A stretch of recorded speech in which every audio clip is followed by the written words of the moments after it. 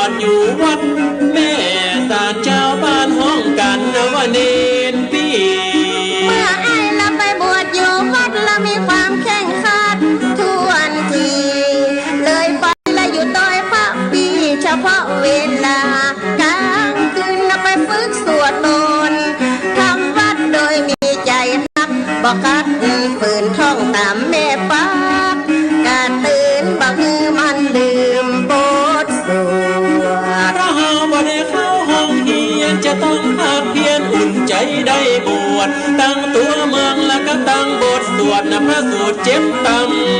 น้องต้อยกะคะแต่กะขังว่าเขียนได้สละสาลอยอาศัยว่าท่านหัวโวยเฮียนได้หลายบทหลายบา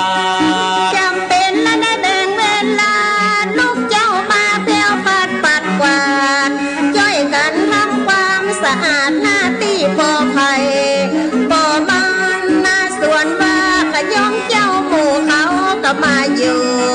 ตัวกันกินข้าวงานและต่างคนต่างยันเขาไปเข้าโรงเรียนเขียนอ่านเหลือแต่เด็กชายจังจะต้องทำงานตู้ทานออกไปเก็บข้าวเจ้าบ้านคือภิกษุสามมานั่งตู้หลวงปันได้มอบอับบ่ฮับนะก็ต้องจำเป็นจัดการเรื่องตามนาเรื่องเพลนปีกไปทำงานบ้านต่อเมื่อมานอนวัดเมื่อได้ใจก็อะไรหาพ่อมาอินดูตั้งแม่แถมน้อยใจเหมือนแม่โตโดนไฟพี่ก็ไปบวชเป็นพระหนีจากภาระตั้งหลายถ้าว่าพ่อเฮาบาตายคงจะสบายบ่ลำบาก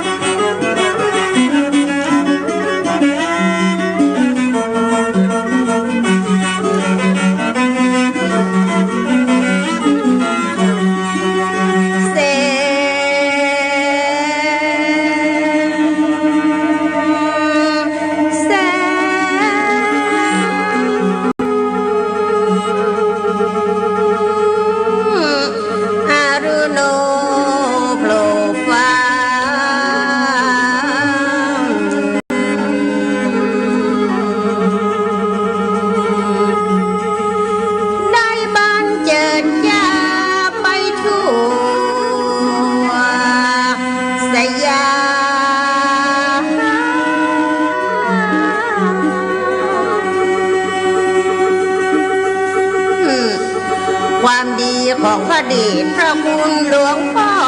พระพุทธพจน์ได้เจริญงดงามโดยแสงแห่งอริยธรรม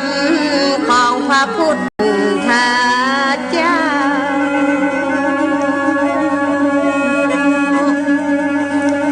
ตั้งแต่สมัย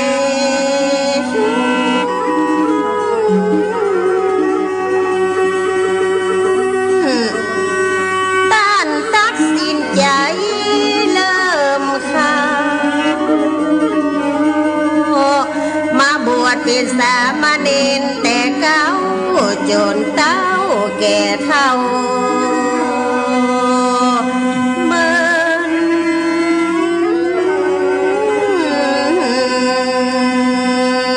นมา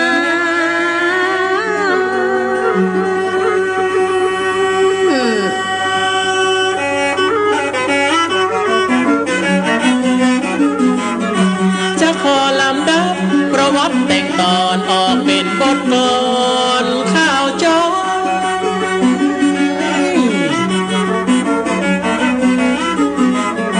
คนเงินหลวงปู่มีนักบ่น้อยค่อยสะดับถอยเป็นบางเป็นตอนขอน้อมไว้ สาหลวงปู่พระพุทธพจน์นะจะน่าเจ้าวราพรพี่น้อยควันชัยกับแม่ครูบัวสอนก็กราบไหว้วอนขอมือก่อนของพระ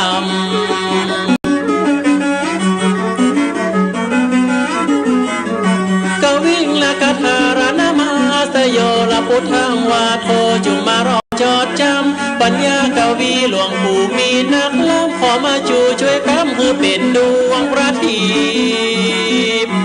ปัญญายามจะขอลำดับประวัติไขการเรื่องราวผลงานของท่านหลวงปู่ผลงานหลวงปู่ได้สร้างไว้นักหนาที่วัดป่าดาลาพี่ลมบ่อลาย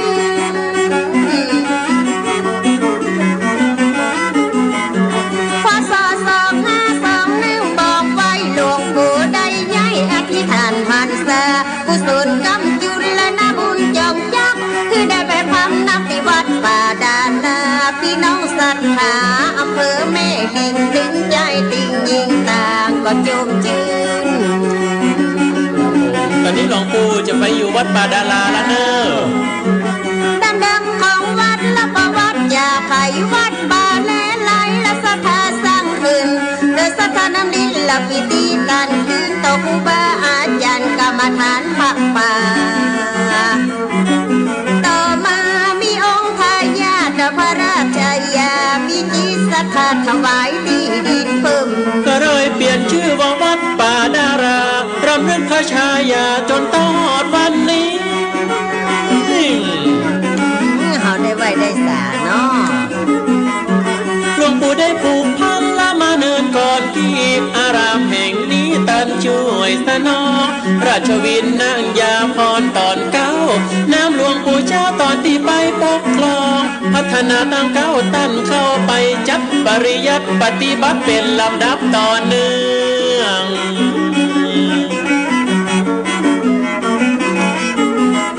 หวังคือเป็นร่มนิยสถานตั้งปณิธานเนื้องามอยู่เบื้องวัดป่าดาราเป็นที่ปดเรื่องความตกกายใจเพื่อมาลายหายจากพระทมจัววัดป่าดาราพิรมให้ได้มาชื่นชมต่างพิรมจมชื่นอุปสรรคดารารัศมีตั้งพระธาตุเจดีย์หมดใสสว่างครับผมวัดป่าดาราพิรมนี่ตึงงามแต่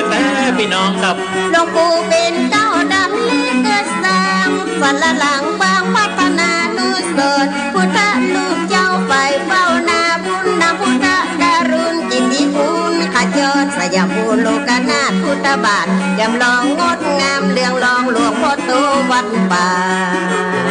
มีหลายอย่างเนาะแม่ปูเนาะตั้งพระเจ้าตั้งใจละวิหารเจนหลังตั้งหอละครั้งละงดงามอีกหอปริยัติธรรมโคนฟ้าหอกิตติคุณประกาศบุญหลวงพ่อลีจาเสนาสันนันละสะอาดงามตาตั้งอาคารแถมนาการจนาพิเศษหลวงปู่ยังได้เป็นเจ้าประธานสร้างพระวิหารอนุราเลิศฟ้าหลวงปู่พัฒนาแต่นอกศิลปะล้านนาหรือจะเอกตะลักลายเจ้าฟ้าบ้านลมห่างหงงามเผยงามถึงบ่มีในเต้าพุทธรูปเจ้าตั้ง28พระองค์หลวงปู่อนุรักษ์ศิลปะล้านนาชื่อวัดป่าดาราเลยหรือชาสนันพระวิหารเปิ้นจัดงามนะครับพี่น้องที่แม่ก็เคยไปไหว้ไปศาลแล้วเนอะประยุกต์ศิลปะมาผสมนับผสานพระป่ากรรมฐานน้ำหลวงปู่มันกองทัพทำเดิมอ่อนก่อนนั้นหลวงปู่ได้สร้างอนุสาวรีย์ฐานได้สัตว์เข้าสร้างรูปเหมือนองค์พระราชายาเคียงคู่กษัตริย์องค์ปิยมหาราชบอกว่าการเผยแพร่บอกว่าการศึกษาวัดป่าดาราหลวงปู่เคยเน้นครับผมหลวงปู่เป็นเก้าอยู่วัดป่าดาราตอนนั้นครับบวชต้องบวชแต่ปัจจัยบวชเล่นหลวงปู่ท่านเน้นให้ได้งามพร้อมสูงปริยัติปฏิบัติมวลมีนักธรรมบาลีจนถึงขั้นอุดม สมกับปีพระอารามหลวงเมื่อพี่น้องทั้งปวงเพื่อนได้บวชได้เล่า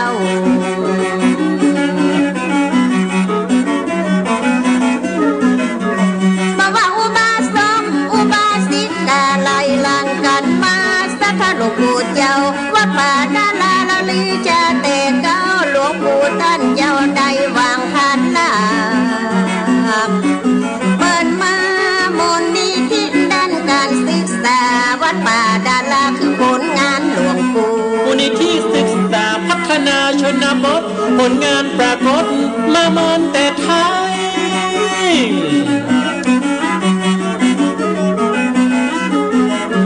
หลวงปู่ได้ขอดคนทุกยากไร้คือโอกาสได้พัฒนาแก้ไขห้องเรียนเมตตาศึกษาต่างแล้วก็ยังบอกแล้วปัญหาโยงใยเรื่องเศรษฐกิจและเรื่องจิตใจจะต้องแก้ไขพร้อมกันไปบอกครับวันนี้เป็นแนวคิดของหลวงปู่นะครับเพิ่มพูนขยันแข่งขันประหยัดฝึกหัดทำดีสามัคคีร่วมชาติสื่ออุดมการออกมาเป็นโอวาทหลวงปู่กึศคอยจะสร้างหอยนำสู่ความสุขบ้านมุ่งจิตสำนึกคือฮักถิ่นฐานสร้างคนสร้างงานคือยั่งยืนตลอด2517ได้วางแผนการหลวงปู่ก็เริ่มงานเป็นประธานไต่กาครับผมพศ2517นะครับหลวงปู่ก่อตั้งมูลนิธิฟังจ้อยผ่อนไม้คือใครทุกเสาและพี่น้องหนุ่มเท่าคนทุกคนจนเศรษฐกิจพอเพียงและพอกินพออยู่นำความสู่หมู่บ้านชุมชนเกษตรพัฒนาเมตตานาดีสันได้มันจะดีหลวงปู่กะจี้เจ้า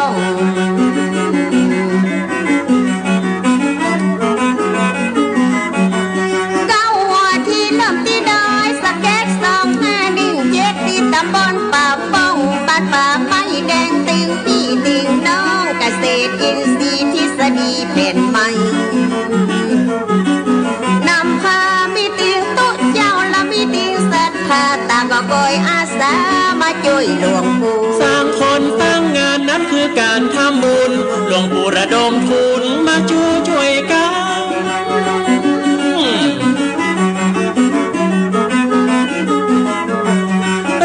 ขยายออกไปหลายหลังคนงานเริ่มตั้งมูลนิธิศึกษาถึงพศ2521ย้ายสำนักงานมาวัดป่าดารา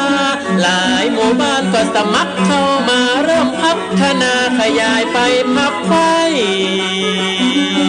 โดนพัฒนาหลายหมู่บ้านนะครับ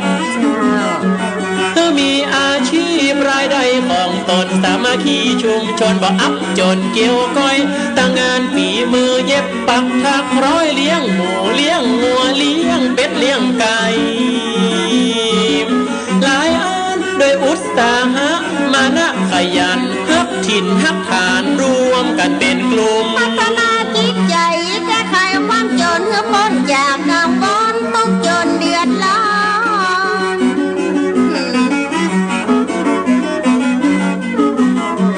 สาเหตุสำคัญที่เกี่ยวพันยกย้อนเรื่องปากเรื่องต้องเกิดความลืมตัวเพราะก่อเมาไม้ละอบายยมุกก็เลยต้องทุกข์เพราะความหลงเมามัวขยันละประหยัดซื่อสัตย์สามัคคีคือพุทธวิธีหลวงปู่สอนบอกครับผมหลวงปู่ใจธรรมะนะครับหลวงปู่ละตั้งได้กำจุนละต้องเป็นกองทุนละมีผลมีดอกจัดคือคนละอบรมสอนบอกสปะนานเรื่องวิชาชีพได้เฮียนคือจัดเป็นกองทุนหมุนเวียนคนใดภาคเพียรจึงบ่อดบ่ยากำลังใจพระถ้ากำลังกายกันนักหนาตั้งอุทิศเวลาคิดนาคน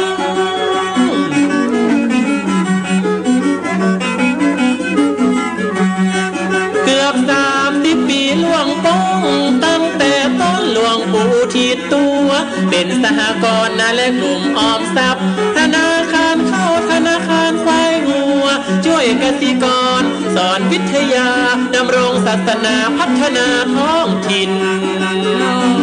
โอ้หลายอย่างหลายอันนะครับครับหลวงปู่เป็นเก้านะครับจึงมาว่าหน่วยเกษตรพัฒนาเมตตานารีละตั้งมดตั้งสินหลวงปู่ช่วยอยู่รอดบ่ได้ทอดทิ้งรวม60 ป่ายหมู่บ้านในกลุ่มกำจุนอันนี้ละคือบุญหลวงปู่กำจุนคือพ้นทุกข์พ้นยา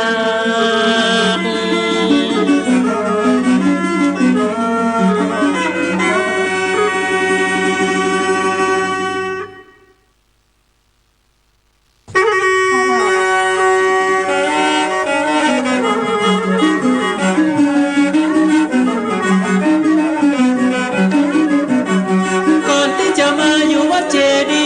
ศาสนาป่าดวงบนยา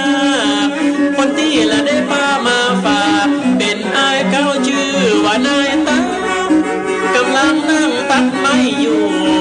อ้ายตาก็ไปอู้ไปจากจะไปอยู่กับท่านละมหาที่วัดเจดีย์หลวงเชียงใหม่อ้ายเก้ามาปกครองที่สองและเป็นผู้ปกครองใจใสเดินมาอยู่กับหน้าเชียงใหม่เลยแนะนำเขามาว่าอดทนเขาเนิ่นละวันนาจะได้ศึกษาถ้าบ่มีอายคนดีชื่อตาเขาคงได้ไถนาจนเขางอจะมาอยู่กับพระมหาเหลือบ่หูตกเหนือใต้นาออกพระมหาเหลือป้อนนาบอกลูกศิษย์ป้อนมีหลายคนบอกคือละเป็นหามก้อยก่อนนี้ท่านมหาอ่อนแถมตนเลยขอไปอยู่ต้อยแถมนาคนบอกให้ได้เววุ่นขึ้นล่องพระมหาอ่อนละเป็นผู้อบรมละพ่อน้อยขยมนะก็มีนักต่างคนต่างมีลูกน้องลูกศิษย์ของใครของมันบางคนเขาก็ที่ท่านกินแล้วบัดนั้นถ้วยจานละคือเขาล้างตึงวันเลยตาตีกันละคุยหมู่ต่างคนแล้วก็เป็นเด็กวัดคนชื่อพัดนั้นซ้ำมาขู่ว่านายบ่มีเจ้าหมู่แล้วว่านายมาอยู่ที่นู้นหัวเดียวเหมือนกระเทียมรีบบ่มีเจ้าหมู่คอยหนุนบ้านนายซ้ำอยู่ละปูนนะมาต้องมาทำนาเป็นนายใหญ่เกิดความโมโหก็ถ้าเกิดเป็นชิงหาบ่าให้พระอาจารย์ก็มาหันใส่นะก็เลยเอ็ดหามเสียงดังด้านล้นนะไปเปียไม่เสเหมือนจะยากแต่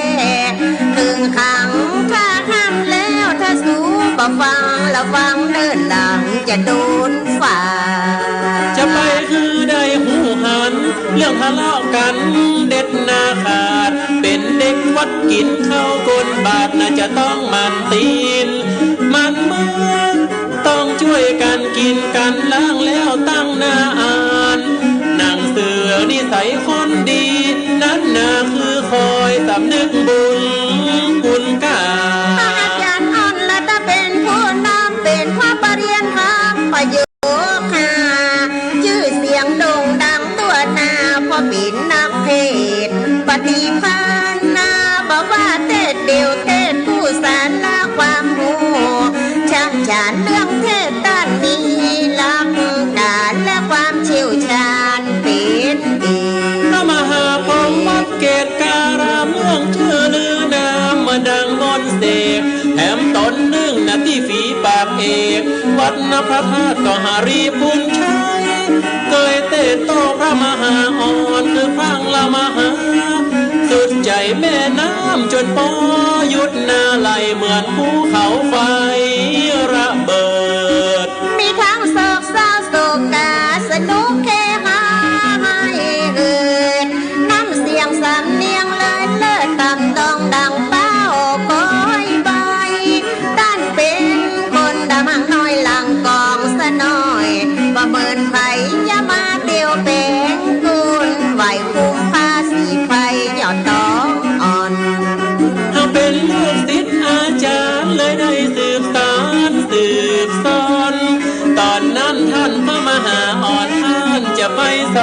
บชิงทุน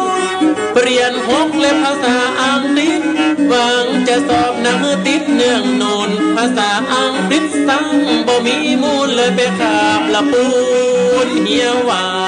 ง ความหูขาดนิดบ่ได้เฮียนอังกฤษฝ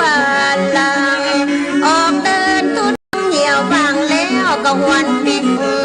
ขึ้นมาได้ปรริญญา6แล้วหน้าต้านก็เลยลาสิขา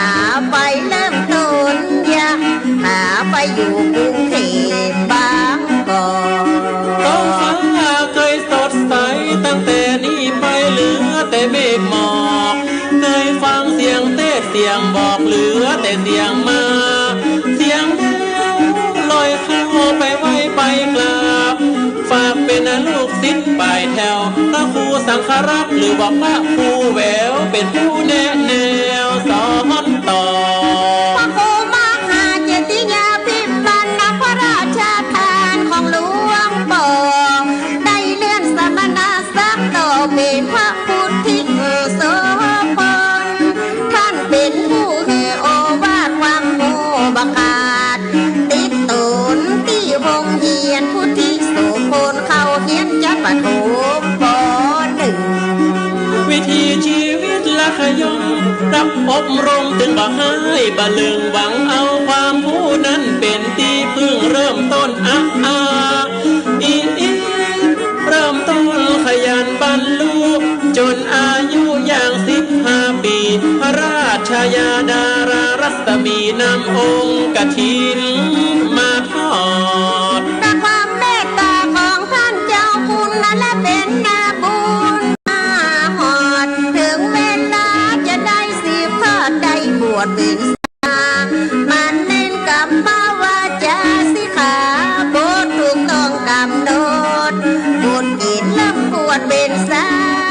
มาเน้นคำวัดเจ้ายินบ่เคยขาดจากนั้นก็เริ่มเฮียนนักตั้งหลักนั่งคัดละสมาธิเอาหนังสือนวโกวาทอ่านเป็นเล่มแรกหัวเทได้มาความหู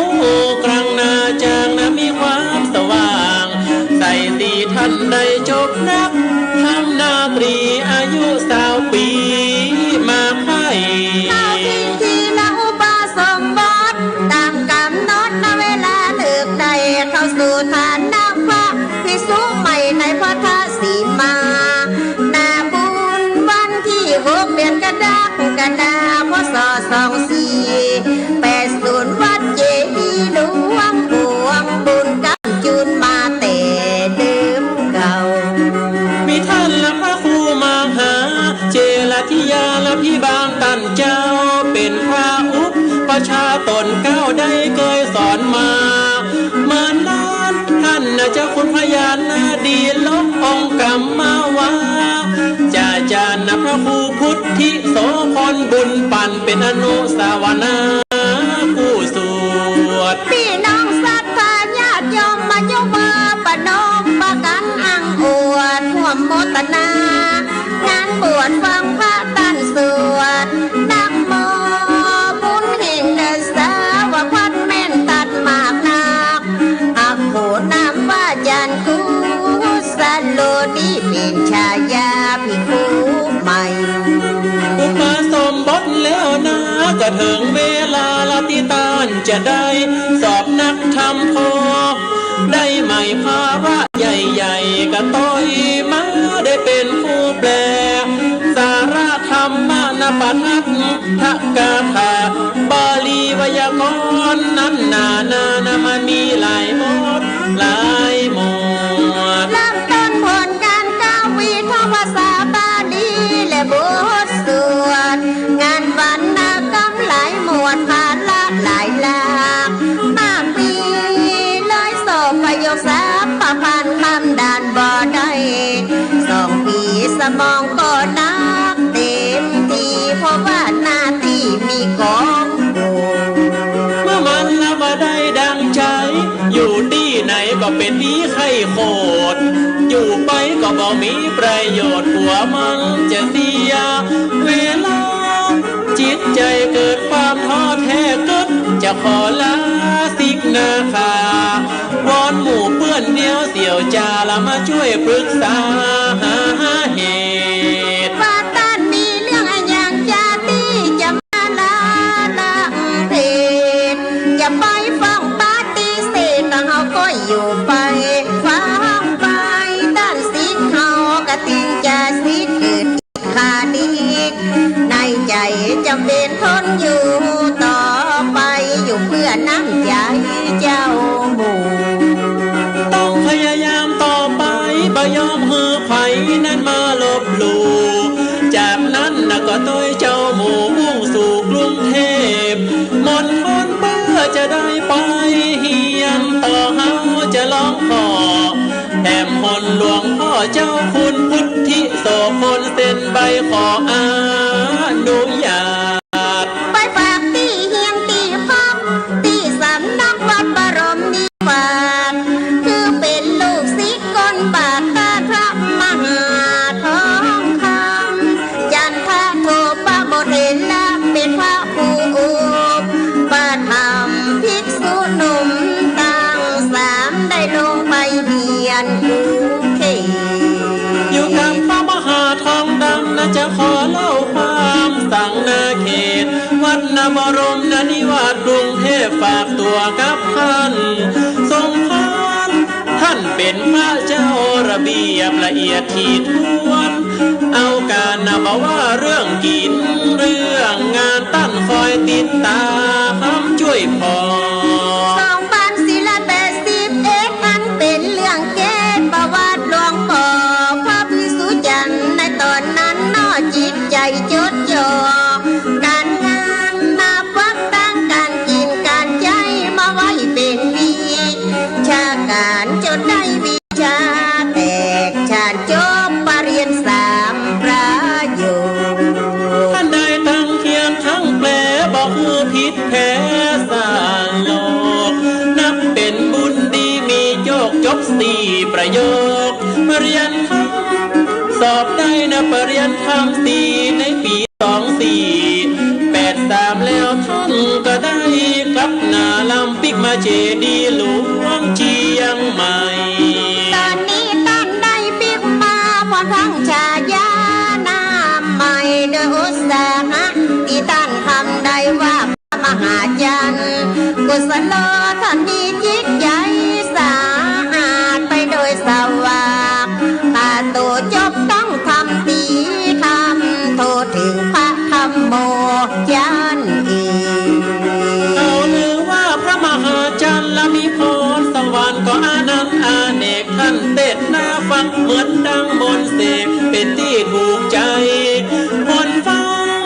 มีพร้อมเนื้อหาสาระเสน่ห์วาทะบ่จืดบ่จางมหานิยมมนต์นาคลังนับไปทุกบทความสโลตั้งใจความพยายามต่อปริญญาธรรมยกมาประโยคความรู้ตั้งธรรมตั้งโลกปัจจัยบาให้บาดีตั้งใจต่อปริญญาหกกำหนดเอาไว้หลายปีปัจจัยสมองบาดีแต่ภาระนั้นมีหลายอย่างการงานละมีอยู่เต็มอกเรียนหกนะก็เลยตกค้างเพราะปัญหานั้นมีหลายอย่างต่างวัดต่างบ้านต่างจองอยู่ในช่วงวิบนะประโยคส่งความโลกลังที่2บ้านเมืองพารนมนนามองติดต่อสื่อสารก็พูดขาด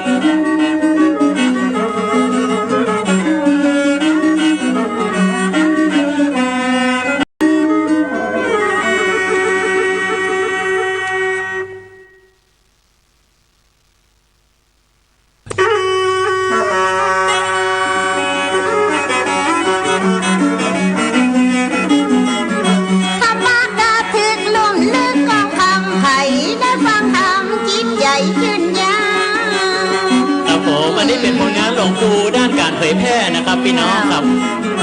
คติคำสอนและของหลวงปู่เจ้าละตึงนมตึงเข้าทราบซึ้งเข้าใจ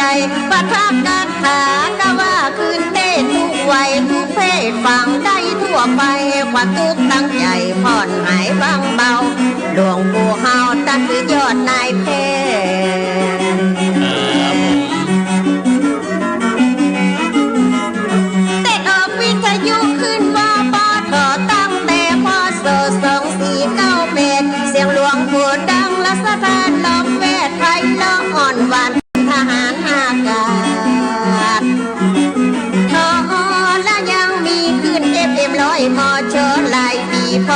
ที่หลวงปู่เคยเท เทศออกวิทยุ คนฟังถึงบัดนี้เผยแพร่ทางทีวีชื่อเสียงลือสตาร์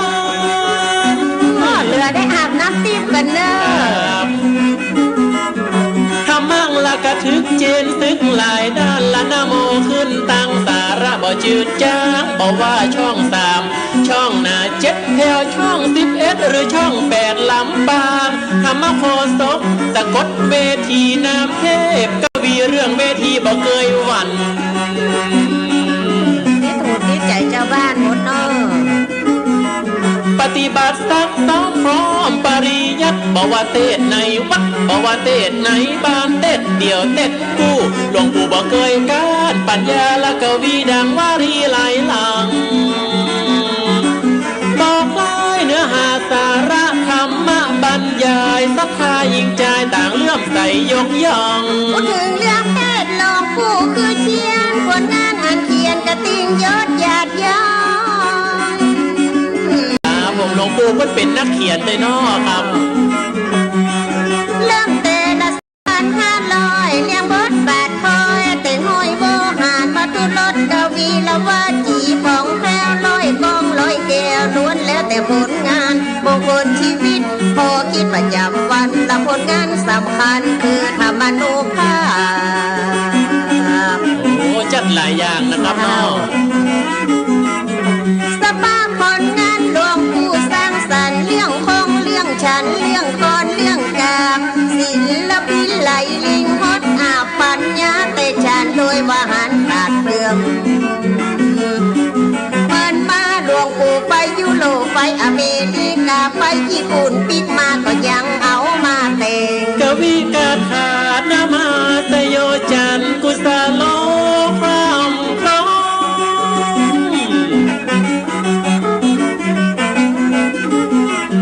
หนังสือธรรมะจากสิ่งแวดล้อมอ่านแล้วหายงอมช่วยกล่อมมันสามองเครื่องหมายคนดีพัฒนาชนบทสาระมีหมดทั้งหมดรวมร้อยกลอง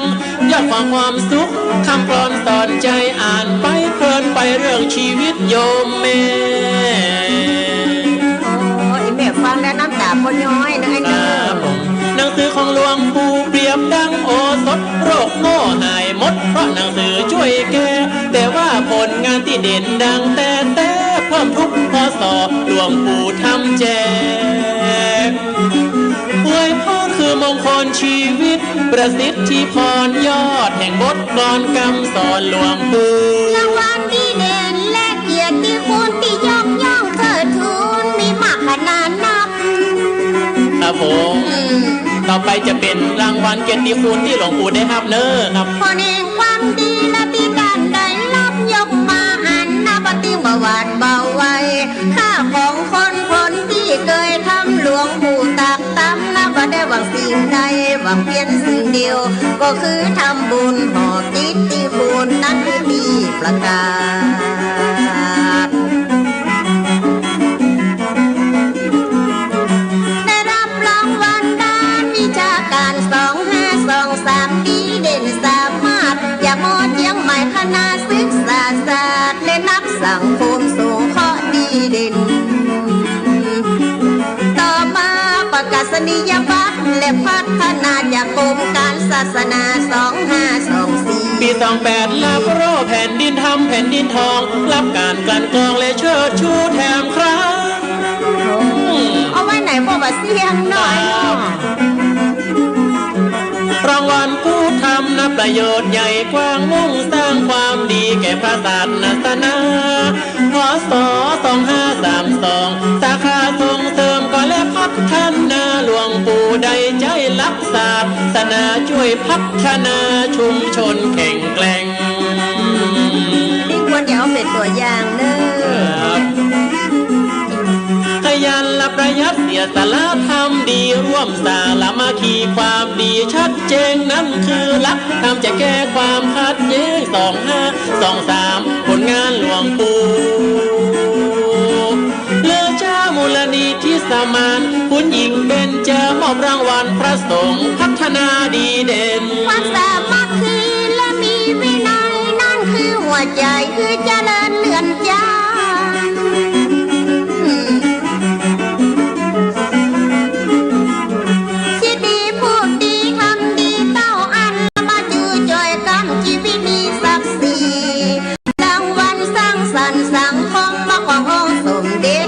ยานโมนีนั่นคือพยานการทำความดีทุกเวลานาทีหลวงปู่ประยุทธ์หย่อนโอ้แต่กับพี่น้องครับหลวงปู่เปิ้นตึงเสียสละแต่ครับพศ3334พัฒนาทวนเทียถึงดีหลายคนได้รับรางวัลผลงานส่งย้อนสิ่งแวดล้อมระดับประเทศมาดูยังมีรางวัลที่ได้รับเชิญชูคือสถารณูปโภคดีเด่นบ่มีงานใดเหลือวิสัยคนเพียรกึศจะเป็นเสียล่างตึงบุญตึงโบโอ้ยังอั้งกันเนาะครับเอาผู้อย่างหลวงปู่ครับทำความดีถึงบ่มีคนหูความดีคงอยู่เคียงคู่กายใจ18 ตุลา2535มูลนิธิพันละพระพาตอวยชัยหลวงปู่มีผลงานพัฒนาสังคมวันได้ชื่นชมเกียรติคุณยกย่องมูลนิธิท่านพระพาตอวยชัยนะครับได้จัดวัดเป็นอุทยานศึกษาเรื่องภูมิปัญญาได้แต่งดาถูกต้องญาติโยมศรัทธาต่างปากันแต่สองเรื่องวัฒนธรรมหลวงปู่นำเป็นตัวอย่างนำอ้อนรางวัลมหิดลวรานุสรณ์หลวงปู่ฮับตอน2538มูลนิธิศึกษาพัฒนาหลวงปู่ตั้งมาแต่เดิมแต่ไทยครับผมมูลนิธิศึกษาพัฒนาชนบทนะครับปรากฏผลงานช่วยคนยากไร้มีโอกาสได้สร้างตัวสร้างตนเกือบ30 ปีนับรวมกันหมดผลงานปรากฏประจักษ์แต่สังคมบอกว่าภาครัฐและเอกชนต่างก็นิยมชื่นชมยกย่อง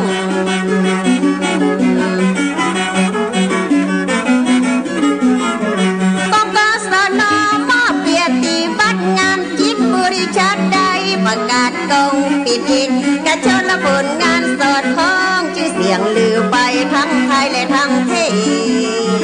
ศสำคัญนะบอกว่าญี่ปุ่นบอกว่าเยอรมันต่างกระช่วยกันเป็นกำลังสานต่อปริญญาชีวิตท่านพิชิตกินขาดปริญญากระดาษหลวงปู่ก็บ่ไรให้ไหนบอกว่าเสียงนะอันนั้นดุษฎีบัณฑิตพวงศิษย์น้อมไว้ถวายหลวงปู่ไว้ด้วยศรัทธาตัวกังผลงานหลวงปู่ละมีอยู่พร้อมครับต่างก็ยอมรับทั่วทุกสถาบันดุษฎีบัณฑิตกิตติมศักดิ์เป็นตีประจักษ์ในกวีนักปราชญ์โอ้สปันเนอร์ปริญญาเพื่อถวายหลวงปู่ครับเพราะว่าสหวิทยาลัยล้านนาคณะวิชาสังคมมนุษยศาสตร์ส่วนของมช.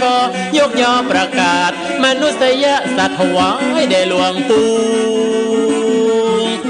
ยอต้านมหาลัยแม่โจ้ก็ถวายเหมือนกันพัฒนาบริหารสถาบันนี้ได้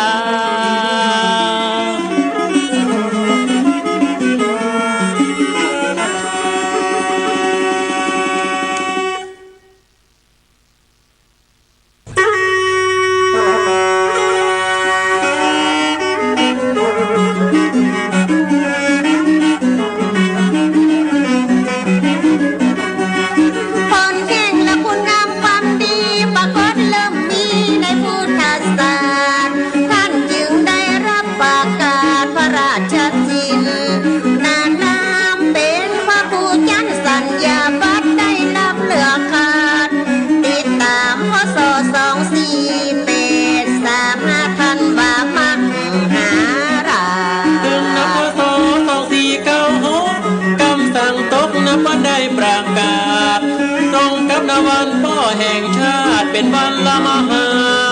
มงคลในราชทินนานาพระครูวินัยโกศลคุณงามความดีมีผลดังเงาติดตนเตียวไต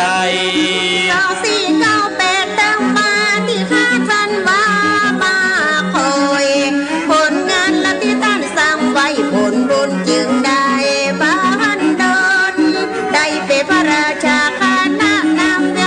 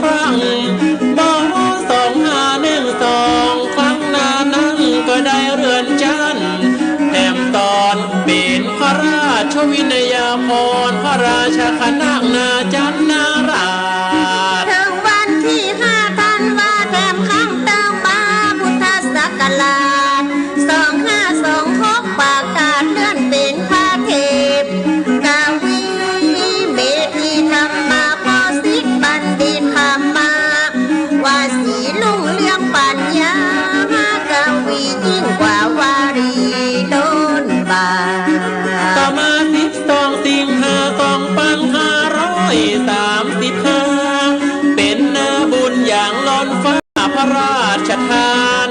แห่มนามว่าพระธรรมดีลกบุญญาภากรอุปนปธรรมราชาคณะจันทรราชทินนามพิเศษปริยัติปฏิบัติของตนย่อมได้รับผลคือปฏิเวทผลดีเพราะสังเกตบ่ต้องนอนรอขอพร2544สุดท้ายก็ได้รับมาแถมตอนพระพุทธพระพจน์เจนวราพรเป็นเจ้าคณะลองลำเลิศเป็นช้างฮิรัญญาปักโสมนัสสัทธาบังเกิดเป็นนาบุญนานแสนประเสริฐล้ำเลิศแก่โมศรัทธาเป็นมงคลนามสถิตแก่โมลูกศิษย์ลูกหาคือเกียรติคุณบุญนายาหรือจะไปตัวประเทศไฟสาพระเดชพระคุณท่านคือนาบุญญาเขตมีใส่ทัดพิเศษสืบสารและพัฒนาปฏิสังขรณ์ก่อสร้างทางบ้านและศาสตร์ศาสนาผลงานที่ได้ทำมาหลากหลายมากมายตำแหน่งองค์ปู่ละมิพลละมหาราชาพระราชทานมาตั้งนาแต่งสมณศักดิ์ตำแหน่งนามีตั้งปลายนอกปลายในเป็นที่ประจักษ์ญาติโยมและสื่อมวลชนตั้งหลายรายการธรรมะบรรณาญาณออกอากาศไปทุกช่องเนื้อหาสาระสำนวนเป็นที่จับจวนดาวนองใครก็นิยมยกย่องความฝันโดยอัดโดยทำมาออกทั้งช่อง5ช่อง7ช่อง11และก็ติงช่อง3ท่านผู้สนใจติดตามฟังวิทยุสื่อสารท้องถิ่นหอมเหยหอมรักพระธรรมยิ่งกว่าบุพางามซ่อนปิ่นหอมคละคลุ้งฟุ้งไปทั่วถิ่นพดแถวเมืองนอกเมืองนอกชื่อเสียงของต้านดังโด่งพดแถวตะก้องหงสาไปแถว10ส่องปนาพดสีลังกาญี่ปุ่นลูกศิษย์ของต้านก็ได้ทั้งเทศทั้งไทยจบไปหลายทุนพุทธเพลอินเดียญี่ปุ่นปีนังและสิงข้าพพระเดชพระคุณหลวงผู้เป็นพระผู้อาผู้โสไปแผ่วประเทศอินโดนีเซียอินเดียฝรั่งไปแผ่วเมืองจีนเมืองลาวหลวงปู่เฮาเป็นพระตัวอย่างบางตีก็ไปหลายครั้งแผ่วประเทศมาเลเซียตั้นไปตัวทุ่งด่านดาวพดไปแผ่วอ่าวตั้งเกียร์แผ่วประเทศมาเลเซียตั้นมีไอเดียพิเศ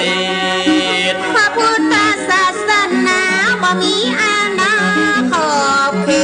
ตก็กำจัดไว้จัดเพศธรรมะประสาทสาดาใจของด้านนั้นมีแต่มุ่งเทพศาสตร์ศาสนาไปแผ่วยุโรปอเมริกาบ่มีเวลาพักเหนื่อยนับตั้งแต่บวชได้70 กว่าปีสร้างแต่ความดีทำมาเรื่อยๆท่านยังบ่ยอมพักเหนื่อยแม้ว่าสังขารชาราบอกว่าร่างกายความคิดอุทิศเพื่อศาสตร์ศาสนาและขออุทิศบุญนายาคือแก่มารดาเจ้าแม่ผู้เป็นละโมภาการลีขออุทิศความดีเพื่อเพศคือวิญญาณของแม่ขึ้นสู่สวรรค์นาเมืองบนขอคือบุญญาพันล้านลูกได้เป็นพระของตนขอกลายเป็นนักสัพพะทนมุมบนแม่ข้าพระเจ้าเถิด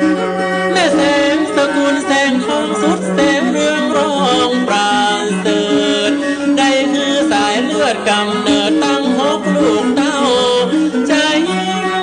นับตั้งแต่ผัวตายละเข้าหาธรรมะความจริงใจ แม่นี่คอยเราวิ่งลูกลาเหลือกว่าคนอื่นนึกย้อนอดีตพันเหมือนลับฝันหานลืมตื่นความทุกข์ละทมคงคืนและความสุขจืนนาชีวิตแม่จากไปแล้วหนีจากลูกแก้วบุตรตาแม่เคยจำศีลและภาวนานอนวัดนอนวาบ่ขา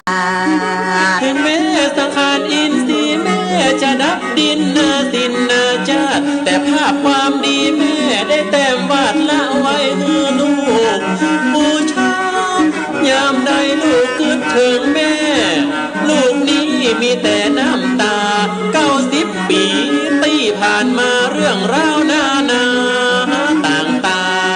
งๆของหลวงปู่พระพุทธพจน์ท่านยังงามงอดกู้ยาม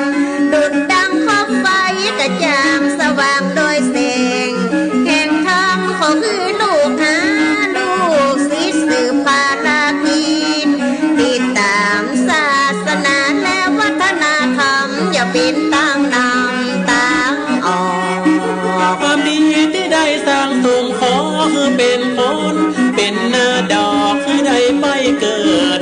ไปงอกกับหมู่พี่น้องศรัทธาเหล่าคณะอุบาสกและเหล่านักบาสิ่งนากายึดถือพระศาสนาน้อมนำเอามาเป็นที่เปิ้งพุทธการของเขานี่เคยล่วงเลยมันไปเป็นกึ่งเอาควรจะหาที่เปิ้งไว้เมื่อเขาอยู่ยังคนนาพุทธธรรมสังฆะเป็นสารณะแห่งตนเป็นรัตนะมงคลแก่ผู้ทุกชนทั่วโลกมาช่วยกันสั่งสมบุญและได้เป็นทุนสู่แดนวิโมกข์ให้ได้พ้นทุกข์พ้นโศกน่าจะได้อยู่รอดปลอดภัยบ่ว่าขึ้นรถนาลงนาเรือจะมาจะเมื่อที่ไหนเดินทางไปหนแห่งใดไปด้วยสวัสดีภาพ10 นิ้วของแม่ควรสอนอย่าขอไว้วอนน้อมกราบท่านได้รับฟังรับทราบอันความผิดมาเป็นไปประวัติของท่านหลวงปู่ก็ยังค้างอยู่แถมหลายขอเชิญผู้ที่สนใจติดตามต่อไปแถมหน่อนาทีหรือว่าผลงานละตะปังนะตะปันเชิญท่านฟังขอความดีท่านได้สร้างก่อแก่ทุกเผ่าผู้ของชนละบอกว่าเมืองนอกเมืองนาไปมาทั่วทุกแห่งหนเมืองไทยนี้จะมีกี่ตนที่จะทำได้อย่างท่านพิสูจน์และสามเณรจงบำเพ็ญและว่าเป็นตัวอย่างอย่าไปหันเตสิ่งอย่างและตั้งปัจจัยและไตรญาณนาหลวงปู่พระพุทธพจน์ท่านได้ภาคตคือหันมุ่งแต่หน้าที่การงานบอกว่าเมืองไทยและเมืองนอกเคยหันก็มีบางตนหัวจนป้อพ้นป้องอกแต่งเอาผ้าเหลืองมาปอกท่ากินก้าเข้าศรัทธาพ่องก็ตัวภาคนาใจนาพานเป็นมารแก่ศาสตร์สันนาเรื่องราวที่ได้ว่ามาหนังสือพิมพ์ลงเป็นข่าวอย่าทำเมื่อเสียสถาบันศาสนาธรรมของพระพุทธเจ้าขอฝากศรัทธาหนุ่มเท่าละคือได้ไต่เต้า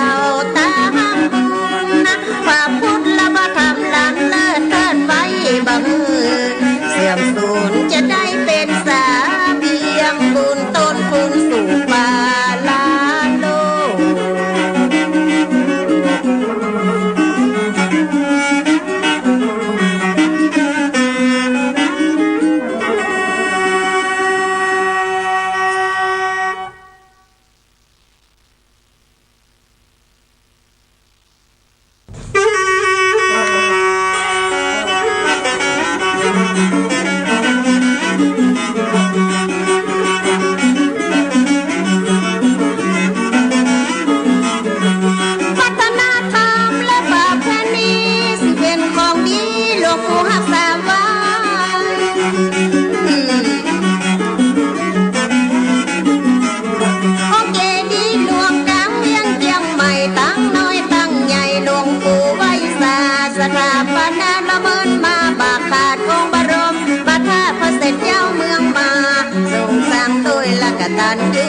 ถวายเต้าคือนาทิราชาเจ้าพ่อ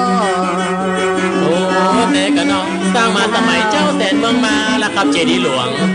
เป็นประเพณีละมาแต่โบราณปรากฏในตำนานหลายอันหลายข้อนมัสการและสืบสานตั้งโตถึงเดือนสี่เหนือเดือนออกแปดค่ำผู้จะสืบมาแต่เก้ายืนยาวนักหนาผ่านการเวลาก็เลยหายหลวงปู่ตั้งได้อุปถัมภ์กำจูทำการฟื้นฟูเหมือนเดิมอ่อนก่อนเก่าหลวงปู่ท่านมาฟื้นฟูเนาะผมที่ปูชาเจดีย์หลวงเจ้าสืบมาแต่เก้าเป็นประจักษ์สักขีตั้งนาแต่แสนเมืองมาป่อเต้าจนถึงแม่ชาววิสุทธิเตวีเดือนสี่เหนือมาเถิงแล้วกาตั้งเก้าปูชา8 ถึง 15 ค่ำโอ้มันมีหินห้อยแต่เดิมละครับเจ้าหลวงปู่เจ้าเป็นเก้าเป็นการฟื้นฟูสืบสานบ่เฮอใดขาดความกุศลกันปานาเป็นบุญญาเลิศล้ำองค์ศิริกิติทรงมีจิตปราโมทย์เสด็จมาเป็นองค์ตั้งเก้าสักการะบูชาสืบพอยแม่พญาปี2541หลวงปู่ตั้นเปียแผ่นดินละนาเหมือนดังบรรดาที่เคยอุ้มต้อง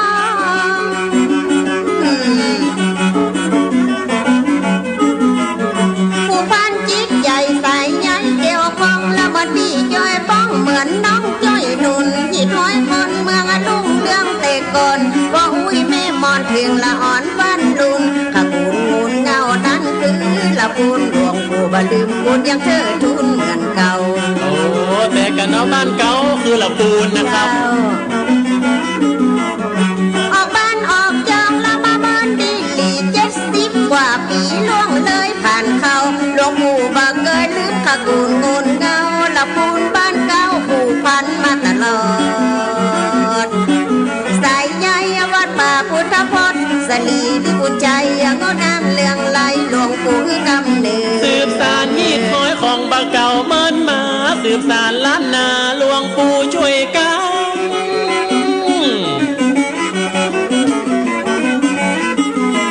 เมตตาการุณกำจุนหลายล้ำหลวงปู่ช่วยกำและคอยอุปละปาธรรมคงเฮียนสืบสานภูมิปัญญาล้านนาเติบใหญ่ขึ้นมาด้วยเมตตาธรรมหลวงปู่มีบทบาทเนื้อโอวาทธรรมชี้แนะจองนำหนทางเตียวไต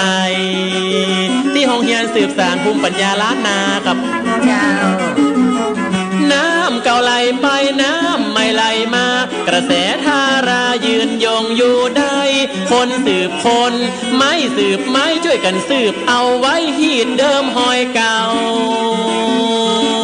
ยืนยาวจ้างประยุกต์จะยุคสมัยของเฮาบ่หลงของเก่าบ่เมาของใหม่ย้อยย่างสาละขอย่อมือแสนอนไว้วันตาคือบุญญาจ้อยเก่าผมขอไว้สาบูชาพระคุณของหลวงปู่นะครับเรื่องงามยามดีแล้วมาเป็นจดจำมาประกันมาห้ามและประวัติไขการเป็นบทก่อนเต่งตอนห้องคับลำดับเรื่องประวัติผลงานครบ90 ภาษาอยู่การน้อมเอาผลงานหลวงปู่มาเล่า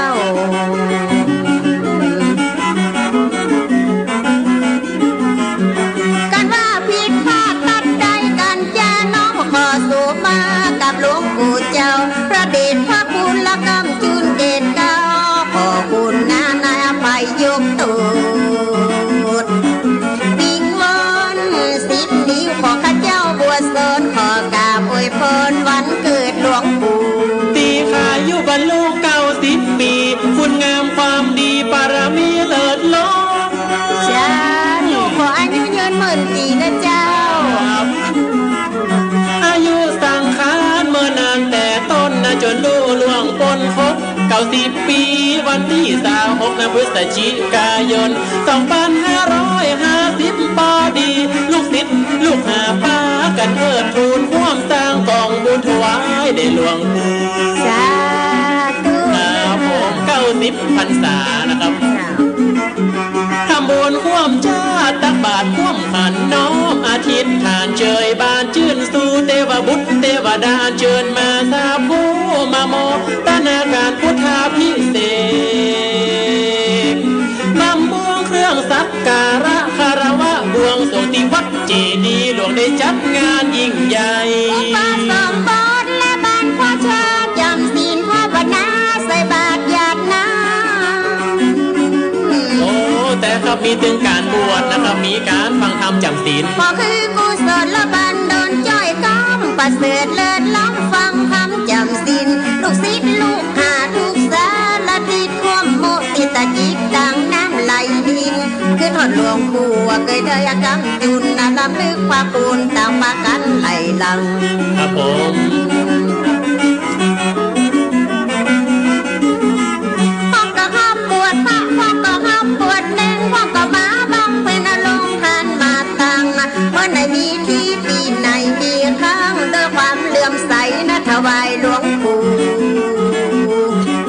แต่นออยากกับโมเฮาไปจ้างปีจ้างสอหอมเงินยังบ่โปเอากันโซมาเตือนกวีข้าวจ้อยเรียงร้อยภาษามาทุรสกำจามุทิตาชื่นจ้อยนี่แม่ก็ขอห้องกับปากกับโซเนอขอเฮอได้หวานดาวน้ำตาลสูนอ้อยกำสอกำจ้อยสืบซอยสานสินแม่ครูบัวสอนกับขวัญชัยปีน้อยต้องแต่งแปลงห้อยยศย้อยไหลรินเปรียบหลวงปู่เฮานั่นคือศิลปินชื่อกองระบินกู้แผ่นดินเชียงใหม่กับภาษานอถวายให้หลวงปู่นะเจ้า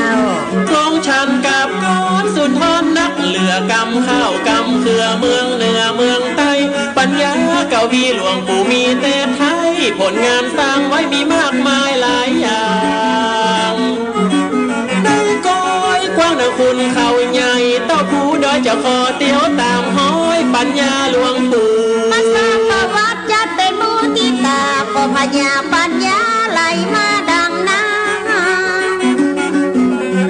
ผมขอกวีโอหารเหมือนกับหลวงปู่นะครับขอพระคุณท่านผู้จ้อยกำน้ำใจเลิศล้ำได้รับอาสา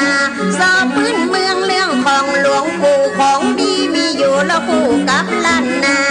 น้ำพระครูปรัตมีเขียนท่านได้ภาคเขียนรับผิดเจ้าค่ะโอ้ครับผมท่านพระครูปรัตวิเชียรนะครับเสียงพี่เสียงซอยอมยอถวายกันออกจากใจเลื่อมใสซื่อทราบแต่ได้เมตตารับปิดเจ้าภาพโดยจิตเลื่อมใสและถวายหลวงปู่เอาบุญต่างสักการละคารวะเถิดทุนละบูชาพ่อคุณเคยกำจุนหนุนสูงกัญชนะวิจิตคือลูกศิษย์เตรียมตนปรุงได้บันดลแต่ปางหลังจากแล้ว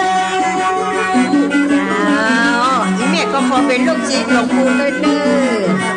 อันละที่ทำนั่นคือความผ่องแผ้วโสรักจะแล้วความแต่เงียบเชียมตนท่านละพระครูนับปลักมีเชียนมีแต่ภาคเพียรมานะอดทนคอยอุปถากหลวงปู่เมินมาหวังเพียงทอดบูชาพระคุณอันยิ่งใหญ่ท่านพระครูปลักวิเชียรนะครับเป็นผู้อุปถากหลวงปู่แล้วขอการไว้สาของในฐานะนะพระประชาเปรียบดังบิดาคอยดูแลชิดไกลลำลึกนะพระคุณขอเถิดทูลเอาไว้จะขออยู่รับใจจนดับดินสิ้นจางวางไว้กำจ้อยกำต่อยกยอรับถวายมอบแต่ดวงใจถวายแด่หลวงปู่ที่ข้ายกกละโหตุกมงคลเฉลิมชีพชนให้ยืนยองถึงลอย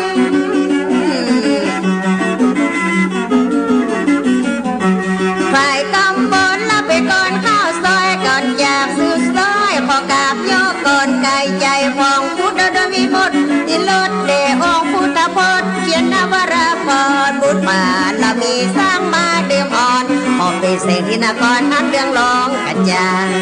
ครับผมขอน้อมถวายพรหลวงปู่เจ้าเน้อครับเจ้า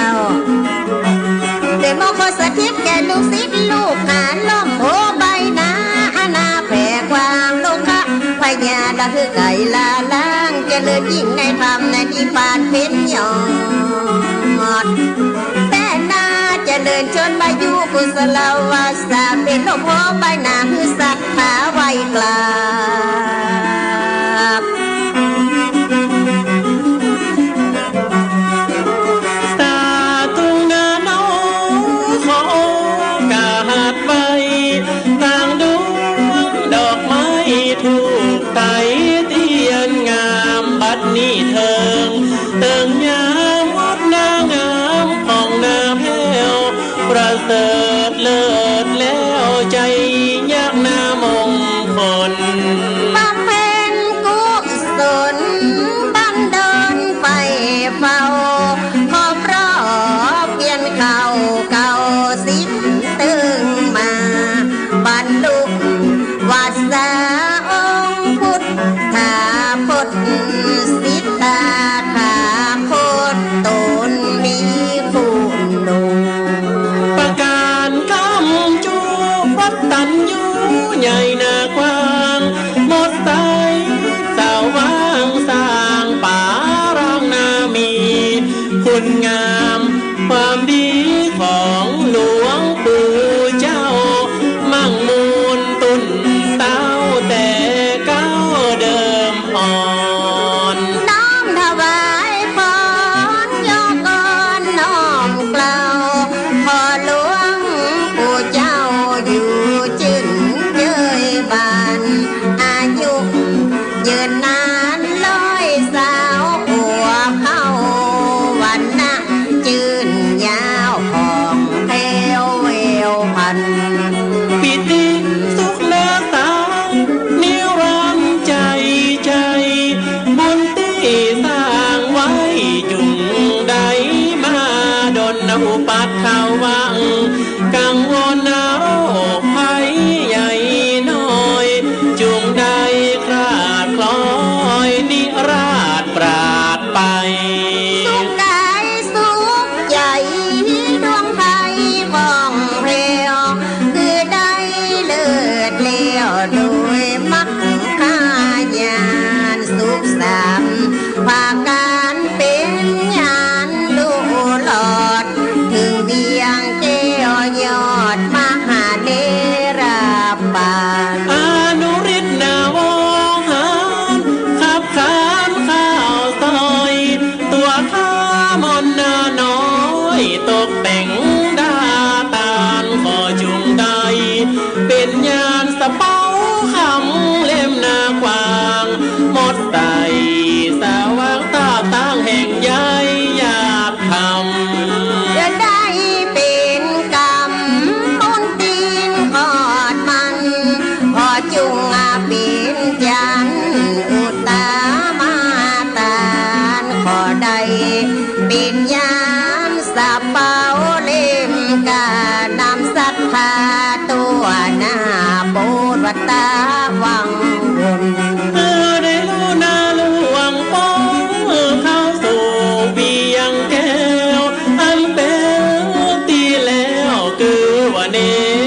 ราปานตีบอกมีมารมี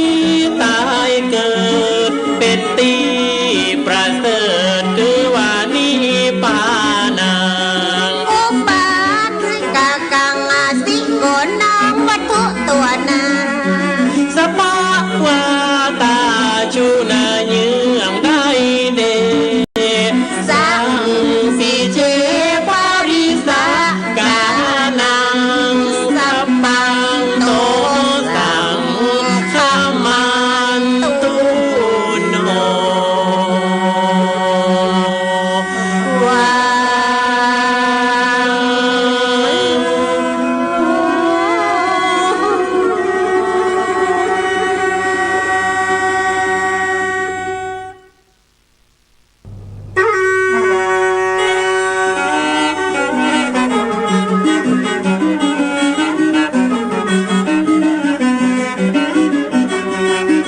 ขอกราบนมัสการย่อมือขึ้นศาลพิวานใบต่างทูบเทียนทองดอกไม้สาวกองค์พระชินนาวรขอยกเทร่างนประวัติจัดจากความเดิมเพิ่มตอนพระพุทธพจน์จะนวราพรเป็นภาพทวนสองติดต่อ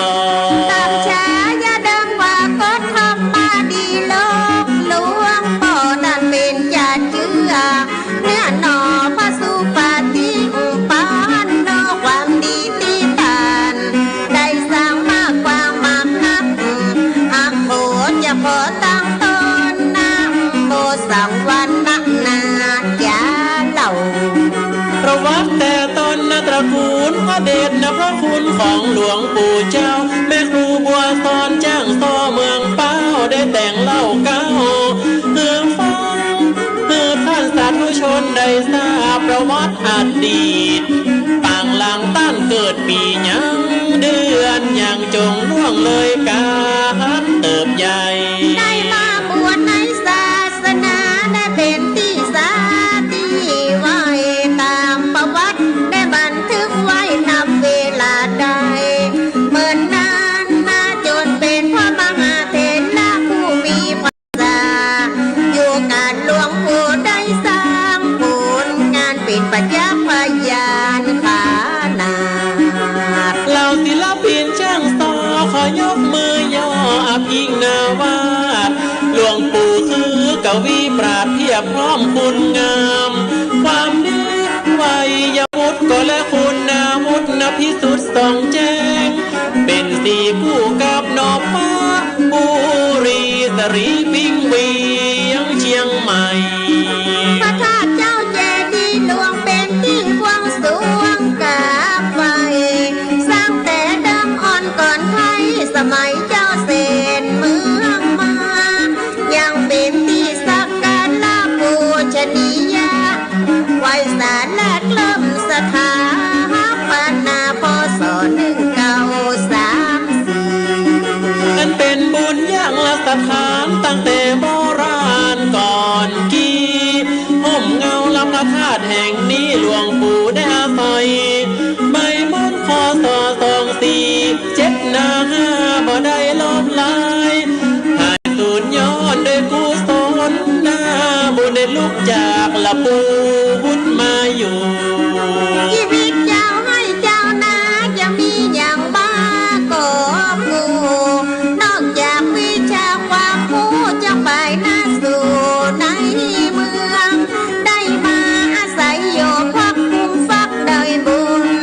ผ้าเหลืองว่าคือสถานอันลุ่งเรืองได้ผ่อนหายคลายสู่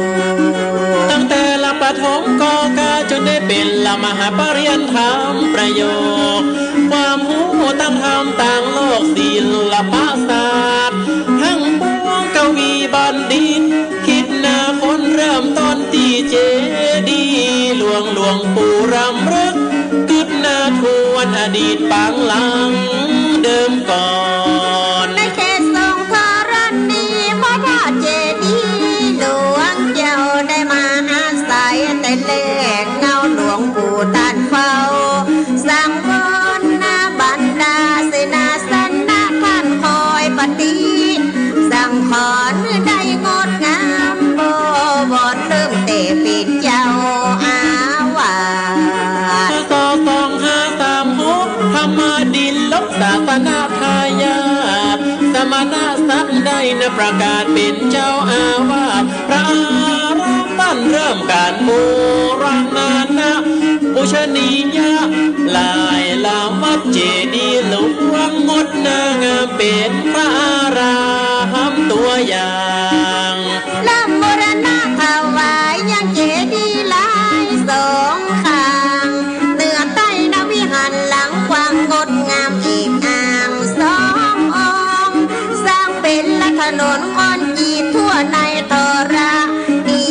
สูงสร้างกำแพงใหม่มันคงไว้เป็นรั้วรอบขอบเขตวิหารเสาอินตะขีนอยู่คู่แผ่นดินเวียงพิงนิเว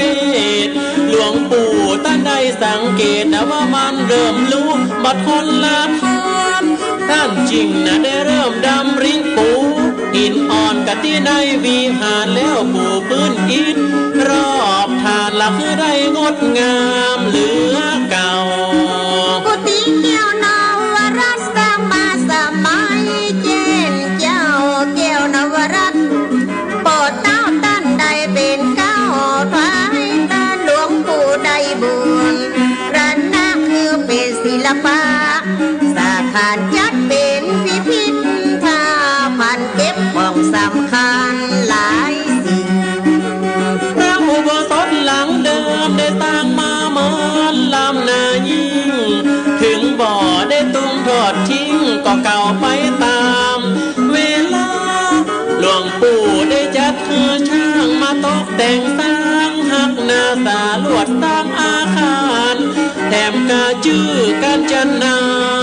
พิเศษใน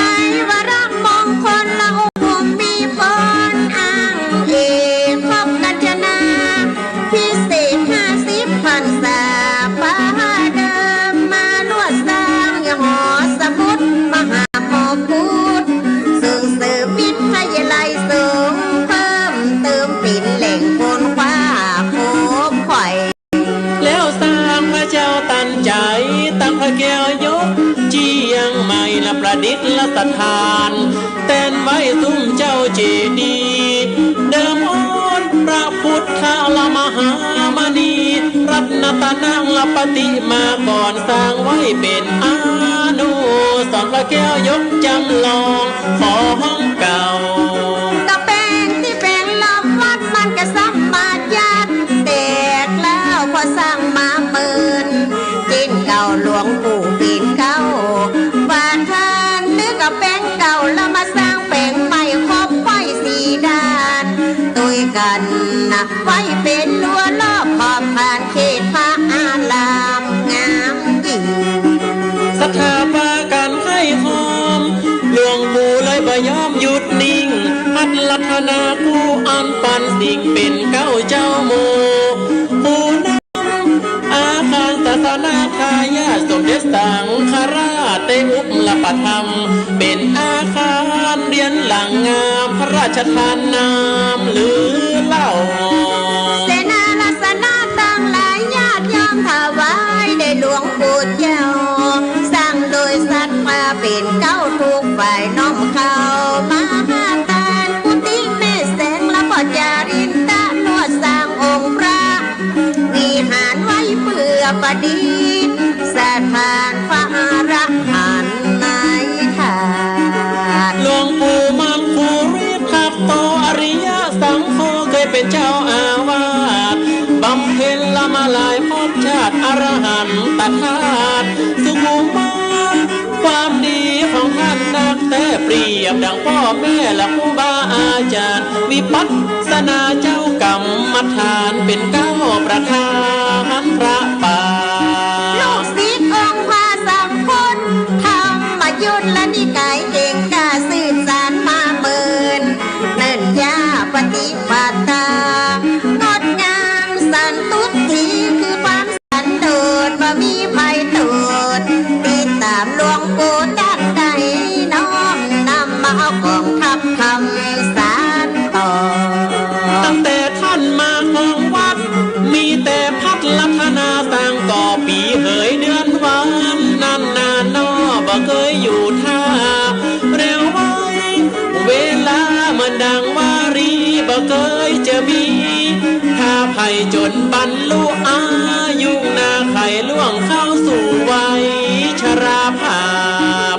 ที่วัดเจดีย์หลวงพี่น้องตั้งพวงเคยไว้เคยกราบหลวงปู่ท่านใดสิ่งทราบพวงแก้วอันลามงามคุณน่าเริ่มตั้งแต่เป็นขยมอบรมโอเพื่อโน่นสถานที่ที่คือตูนที่ได้สร้างบุญยิ่งใหญ่ภาพแห่งอดีตผ่านฝันยังลับตาหำจำหน้าได้ตั้งแต่น้อยขึ้นมาแผ่วใหญ่และได้เคยกราบไหว้ถึงวันหลวงปู่ท่านขออุทิศชีวิตก่อนที่จะดับขันชวนเอาศรัทธาลูกหลานสร้างสรรค์บุญอันมันนาเตียงขออุทิศและชีวิตสร้างขานก่อนที่ลมปานอย่าหมดเสียงกุศลกำจุลและนาบุญเติมเลี้ยงเขตสายน้ำลำธารนาขอตั้งละปฏิกันละบุญระนาองค์พระวิหารถวายเป็นพุทธมาตาเนื่องพระชุนหวานคุ้มค่อยเนื่องในวาระมงคลเฉลิมพระชนยิ่งใหญ่80 พรรษามาไขว้มหาราชไทยภูมิพลสักการะในวโรกาสถวายเป็นราชกุศลพร้อมกับมหามิ่งมงคล60 ปีทรงครองราชพระวิหารวัดเจดีย์หลวงไปที่มุ่งสูงมาเมินขนาดบัดนี้ไฟหลวงไฟลาดต่างไฟต่างมาร่วมแรงงานตัดใดน้ำมันลุกมันพัวบุรณะสมเสมแต่งแปลงโดยจิตศรัทธาเกมเก่งเฮงย้อนโดยบุญหลวงปู่กันว่าจะสร้างตอนตั้นยังกันว่าจะทำตอนตั้นอยู่ถวายแด่องค์หลวงปู่ขอเชิญศรัทธาทั้งปวงบอกว่าพิพิธนาภาพันหอธรรมวัดเจ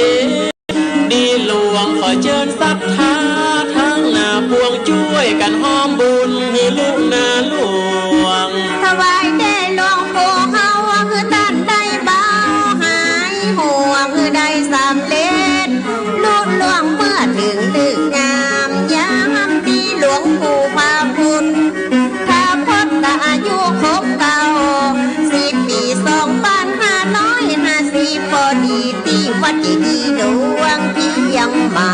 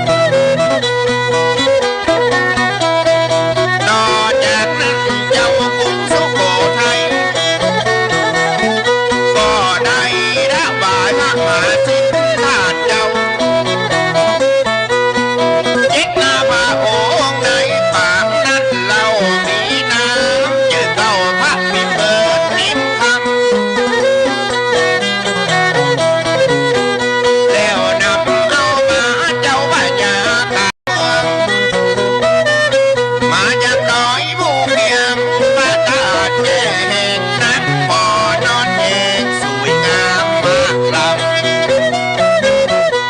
พญาตามเจ้ามีพิธียินดีหาไหนบ่มีของผู้เมืองผู้บางจึงได้อัญเชิญพระมหาทินทางเจ้าดันลงสู่บ้านเป็นเจ้าผู้หนทอง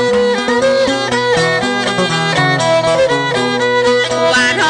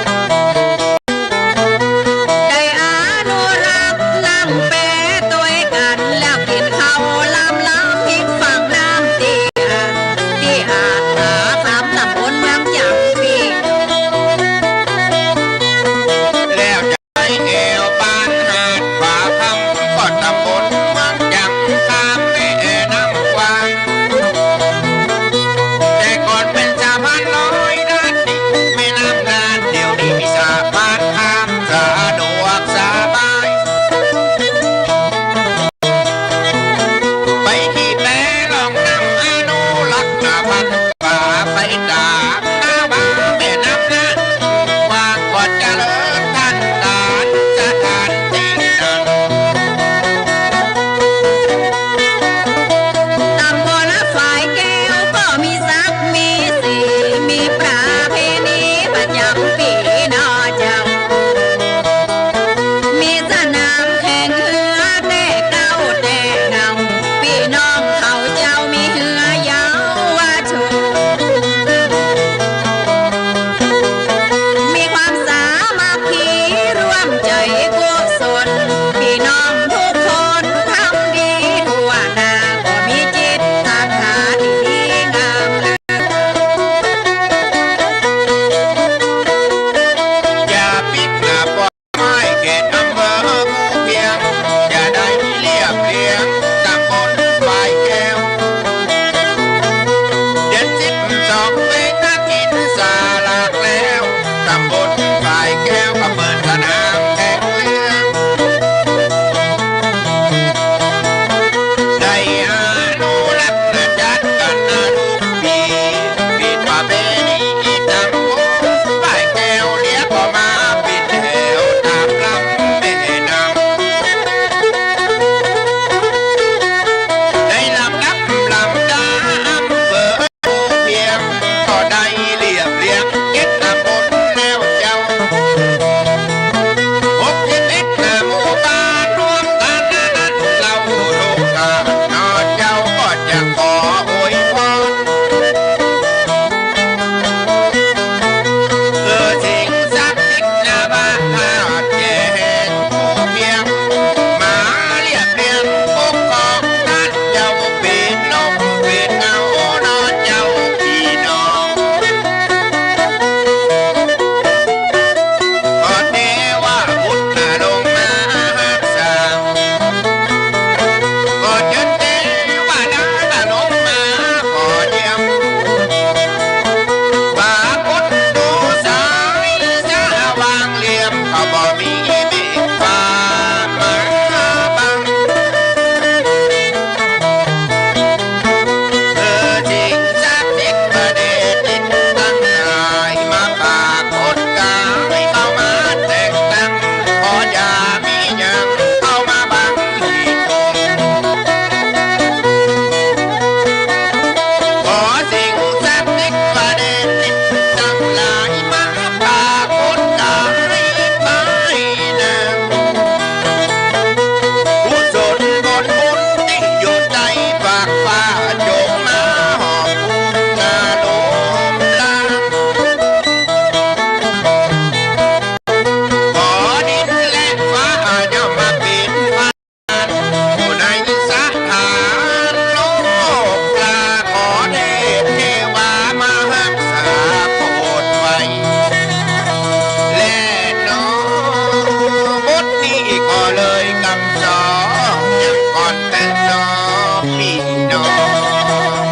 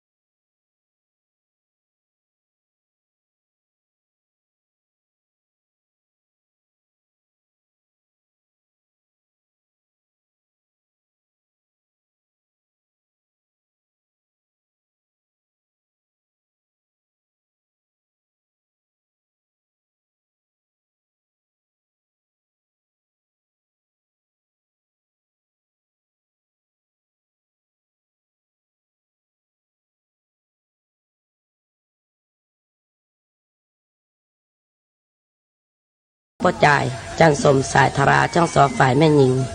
ขอเจิญรับฟังได้แล้วเจ้า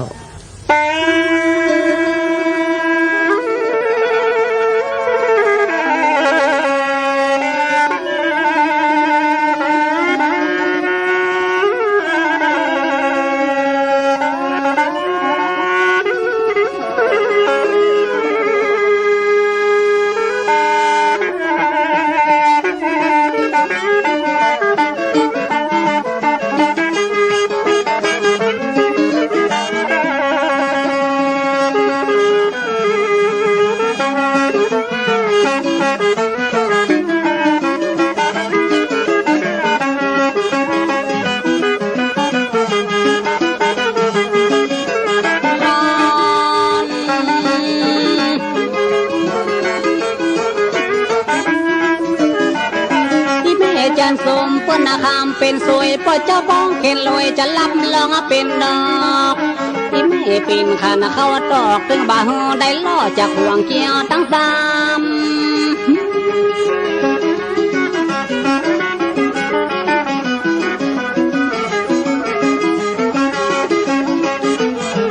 นั่งไว้จะสมาเขาว่าข้ามเป็นสวยปอเจ้าบ้องแก่นลอยจะรับลองเป็นดอกที่ไม่จันสมเป็นอาคารเข้าตอกถึงบ่าหูได้ล่อจากบัตวาอารามพระสงฆ์พระธรรมพระพุทธเขาไม่ถึงตามประการเข้าไปวัดวาอารามตุเจ้าจะนำเขาได้สากราบน้อม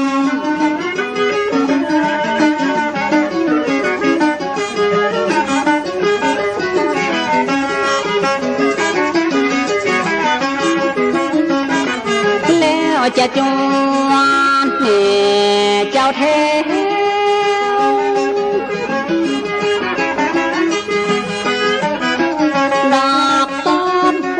ว่างมันดีเหลือความมืดทั้งวานพืชมันจะต้องหวังผลสักที่เกิดมาเป็นคนต้องได้ปลูกสังคมนั้นมันกว้างกว้าง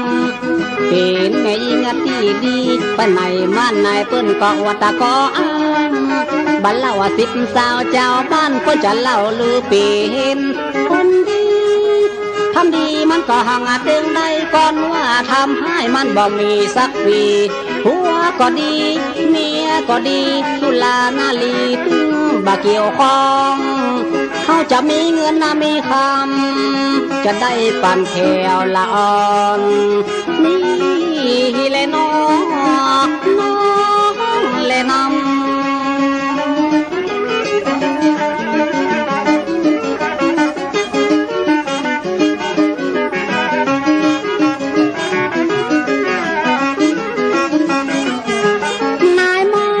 ศาสนามันใกล้จะสุดซอยกบน้อยเขียดน้อยจะไล่กินงูสิงปัจจัยบาดเดียวไว้ผมแบบแม่ยิงน้ำแม่ปิ้งมาจะบาไหลล่องไปสั่งมาปึงกับคนสมัยมาใหม่นี่แหละน้องแหละนำ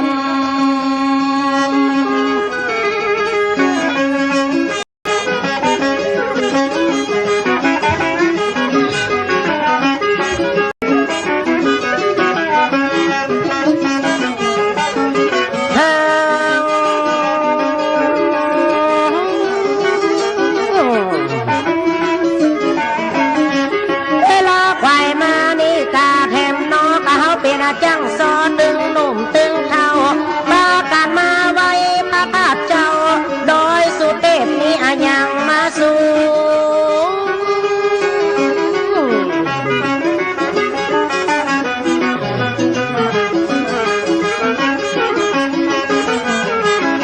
เจ้าเฮยบัดเดียวเวลามันก็เดือควายมาแก่กล้าสันทาตึงหนุ่มตึงเท่าถ้าปากันมาไว้พระธาตุเจ้าบัดเดียวดอยนี้ยังมาสู่มาจันแถมว่าคันใดยังดีน้อยกว่าสีเฮาก็มาวันนี้ถึงบักขัวอันยังปากันขึ้นมาพระธาตุองค์คำมาเธอลองจำมาไว้สักกาบน้อง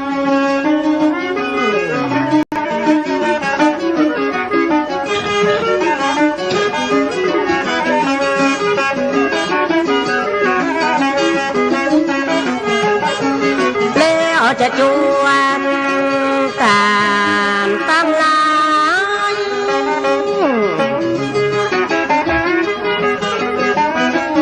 กราบไว้สาธุอนุโมทนาและกับพระครูบาก็ได้สร้างได้สม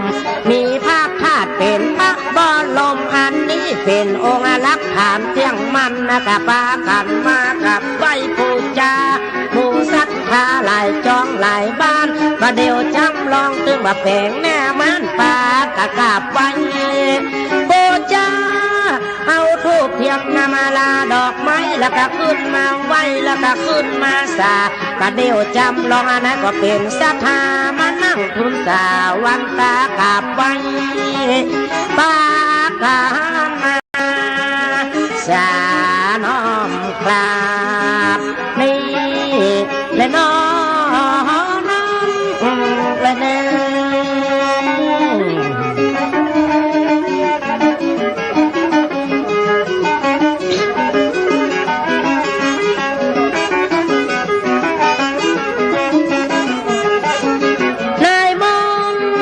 บัดเดียวจำลองนายขมาสังขานายขมาสังเกตองค์พระธาตุโดยสุเทพไปถึงใหญ่ถึงสูงป้าขันมาถึงปู่ป้าอาลุงว่าจะมาทำบุญนั่งสากาไฟป้าขันมาสาน้อมกราบนี่และน้องและเน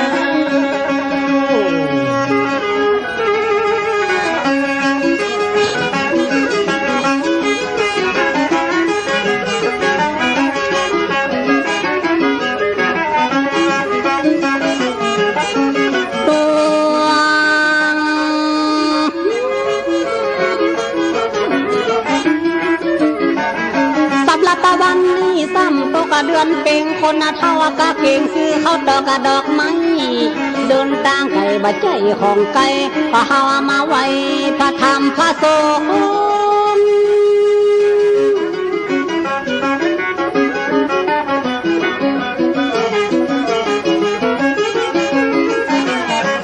อย่างนั้นวันนี้ตรงกับเดือนเป็นคนเท่ากะเก่งซื้อเขาดอกกระดอกไม้เตียวตาไก่บะใจของไก่ไว้ดอยสุดที่ปีนของอลานนาสืบกันนะเจนนะพ่อเจนนี่สืบจัดเมื่อนะปิดตัวปิดตาสืบอนาภาอามันดาเจนปิดตูปิดตาลายมันนะเมินเล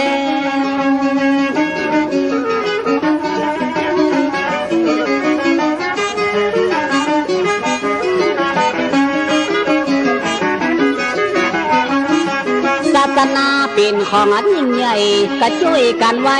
เฮาช่วยกันสา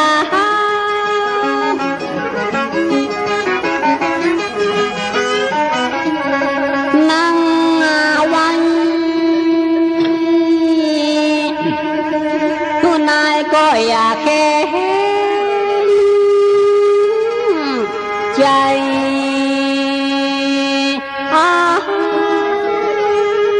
จะเป็นใจดีสีใส่บาเศร้าไว้พาข้าเจ้าบนดอยมอดสูงพากันมาคุกเข้าทำบุญกำจูหนุนเฮือตัวแห่งข้ามีความสุขตัวอะลัญญามาไว้มาสาบูชากราบน้อง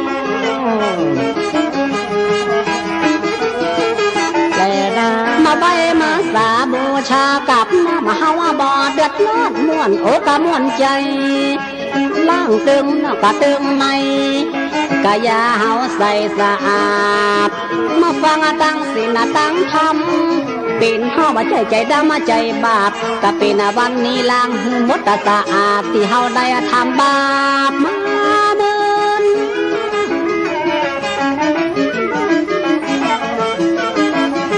กับเปิ้นเล่ากันเป็นดอยสุเทพซ้ำเป็นที่เขตบ้านเดินเข้าสู่พ่อมาตึงปู่แล้วก็พ่อมาตึงลุงมีนาบุญก็ขึ้นนามานี่ก็ปีนาคนใดมันนักก็มันหลายมีตึงร้อยปลายคำใดอันนี้จีเลยน้องถ้านั้นเป็นไผคนใดกันนอจ้างจำลองจ้างโตเม่นบอกพอแห่ละบาดเดียวมาปะในวัดในว่าหันหน้าหันตาก็เบาจักทีใจแล้วก็ตึงเมินให้แล้วบาเจินก็ตึงมาที่นี่จักถามพ่อใจคนนี้จ้างเป็นจำลองจ้างทรง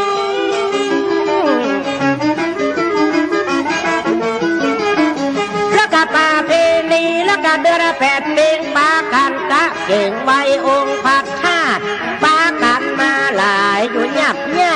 ปากันกลับแล้วก็ปากันไว้หันหม อนนี้ถ้าจะเป็นจำลองหัวใจนายมนต์ที่ข้าจำไว้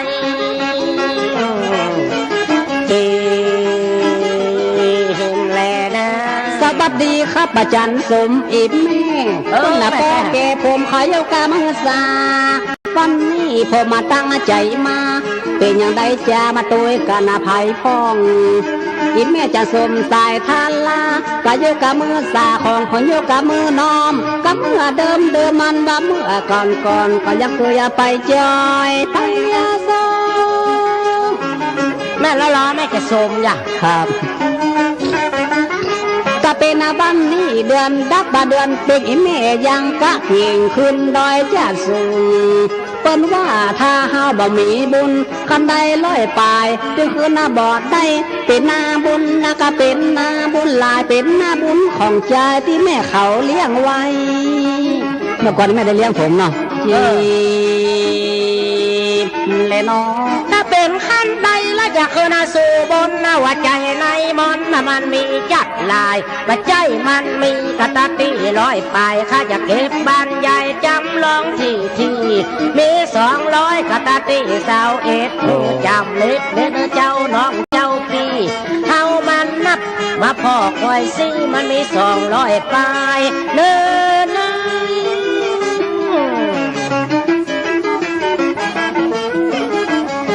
บาเดียวจำลองอยู่สันกำแพงมาเจอโดยสักเก็บ221เท่าถึงพระสงฆ์คือนายจำกระตัที่เอาบุญมาทำบุญองค์พระธาตุเจ้ามาเตอะก็จะชี้ฮือควายคนหลายเหมือนป่วยตั้งเมื่อตะเจ้า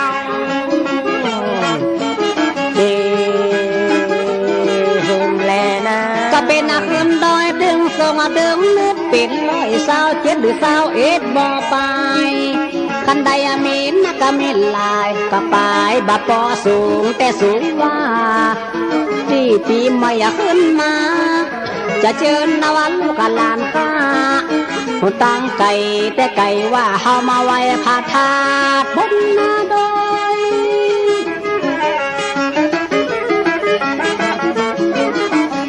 ก็ถึงไหนแม่เปิ้นจะทว่าเปิ้นแก่เป็นบุญเต้บาเจ็บแห้งบาเจ็บขาตั้งหูกะตั้งใจลูกกะบานาเปิ้นม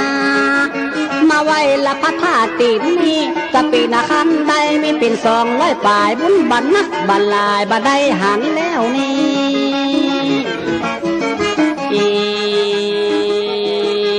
เลยเนาะสมัยโบราณต่างเกี้ยวต่างกดมันเมามีรถขึ้นมาเหมือนลัง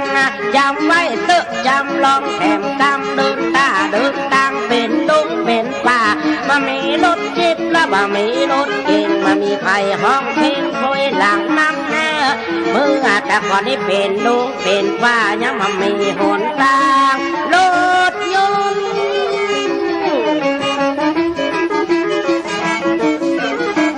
ก็สมัยโบราณเดินทางมาไว้ต้องลัดป่าไม้ป่าใหญ่ดงเขียวอีแม่เป็นลาอ่อนก็ยังป่ากันเตียวป่าเยอะยอกเขียวห่อเข้าลูกบ้านป่ากันตั้งอกป่ากันตั้งใจว่าจะมาไว้พระธาตุองค์นี้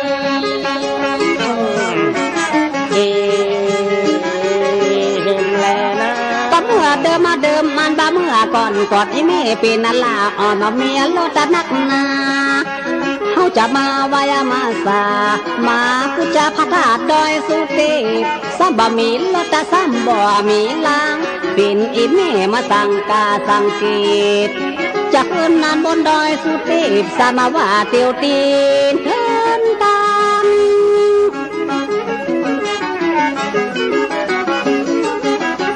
อีแม่เตียวตาขึ้นบนดอยสุเทพค่อยสังเกตเขาก็ค่อยสังกาอีแม่ข่าวได้เตียวมาใจเวลากี่ชั่วโมงกัดกันกับเมื่อก่อนบ่มีรถบ่มีลางหนทางเป็นดอยมอนจริง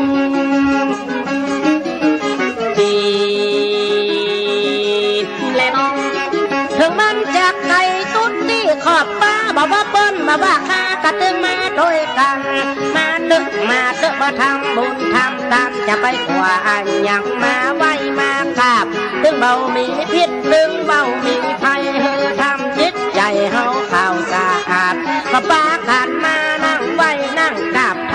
ำให้จิตใจสบาย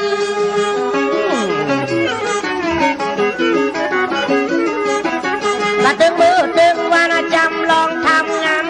มัวหัวใจวันนี้เฮาปากันมาถึงหลวงถึงลายกสละการงานจิตใจเบิกบานมานั่งสากับไว้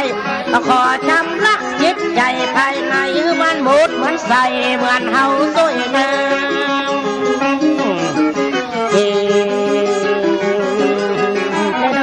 เป็นคนบ่มีอันเงินคนตกเขาก็มีความสุขมานั่งใบนั่งตามาพ่อพี่น้องเอานั่งใบนั่งตาเอวหันเอวนี้การตีเอวมันก็มีจัดลายกับมันบ่ดีอย่าง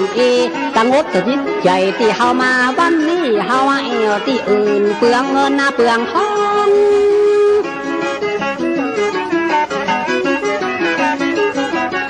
ก็เอวที่อื่นมันก็ห่างม้วนแต่ว่ามันคุณบอกหันเฮาบ่ได้ทำบุญเฮาบ่ได้ทำทานเอวที่นี่ก็เอวที่หันเอวที่อื่นตึงม้วนตึงงานบ่ได้ทำบุญด้วยการเสียงสะดางเท่านั้น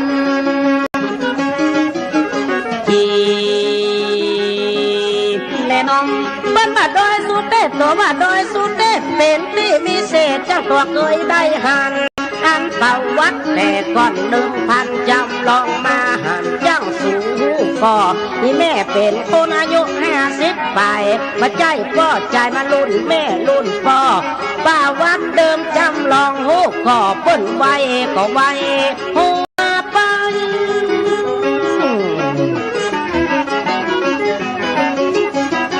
ก็มาหันเปิ้นไว้ตัวก็งอมเข้าไว้ลดไปซื้อดอกไม้คิดกันเสียงกัน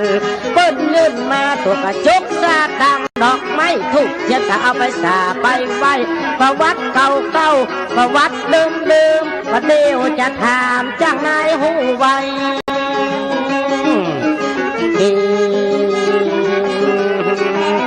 ผมเป็นรุ่นหนุ่มอีแม่รุ่นใหม่จะมาเป็นอะไรผมจะมาเป็นอะไรทำก็ได้เดินต่างก็นั่งไว้ผมก็ไว้กับปืนตุกใจบ่แจ้งไปถามไผบ่ฮู้จักไผบ่จ้างจ่าบ่จ้างอื่นจำลองผมมาเอวแต่เนิ่นซ้ำบ่ฮู้เหมือนเปิ้นนาเฮิมที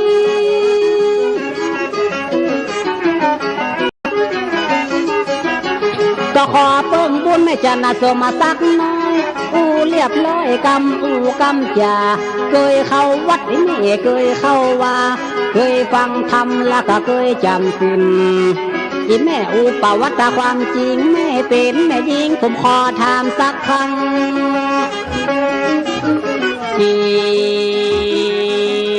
และน้อง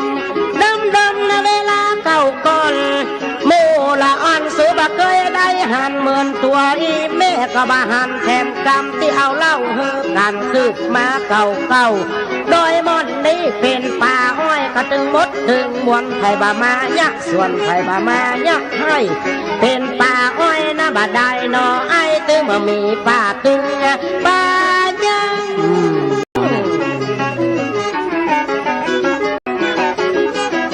สำหรับโดยมอนนี้เดิมก่อนนี่มันเป็นป่าอ้อยบัดใจมดร้อยอุกแน่นอุกแน่บัดใจป่าแขมมันบัดใจป่าคาดอยมอนนี่นามันเป็นดอยป่าอ้อยซ้ำกาตื่นเบาบินบุญตื่นบามาโยนบินบุญเรียบร้อย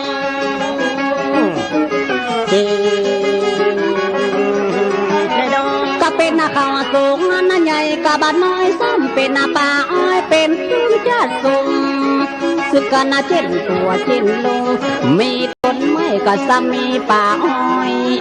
จำลองเจ้าป่าสักความบ่ฮู้เรื่องศีลธรรมความฮู้มันน้อยก็ว่าเดิมทีซ้ำมีป่าอ้อยอันยังเต้นว่ามาสูญเสียเลย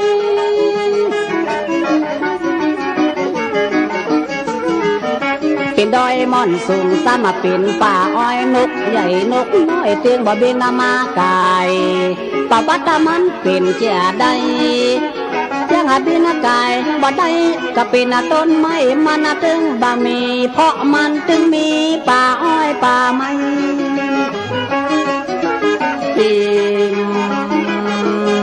เลยน้องก็โดยมันนี้มันมีกาป่าอ้อยบ่มีพระสงฆ์และบ่มีองค์พระชื่อว่าโดยกาละได้ถึงใหญ่ถึงสูง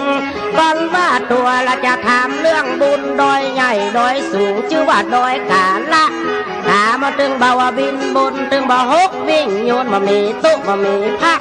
ปากันห้องว่าโดยกาละกามันบ่บินนะไปบุญ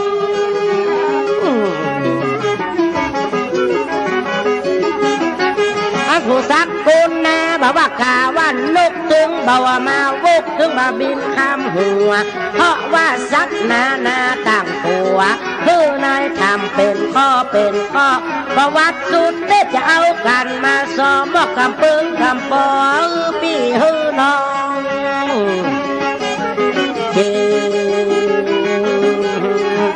เป็นบาดได้มอนเป็นได้สักสิตาสิงมีชีวิตกระเต็งบาไกบอกกายได้กาละอันนี้มีความหมาย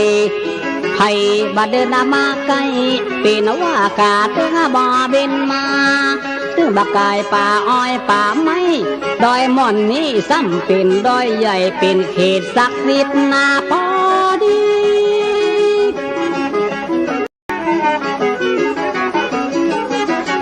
เป็นมนวิเศษเป็นดอยศักดิ์สิทธิ์ก็เป็นว่ากาตึงบากายบอกกายดอยกาละอันนี้ก็มีความหมายต้องว่าใครปนาดังอันก็ม่วนก็งันลองฟังแถมสักครั้งสองครั้ง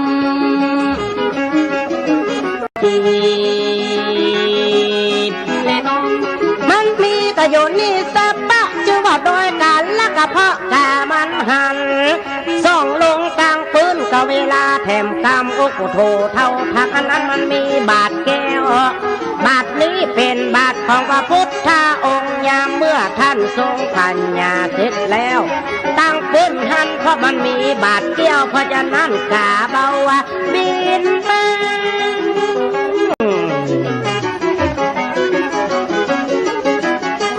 บาทเกี้ยวแล้วก็มีบุญโดยนั่งคอยนอนคอยกับเพราะว่ากามันหันมีก้าตัวบาทแต่ว่าฝาแถมกำได้ควบบาทเกี้ยวนะเอาไว้ที่หัน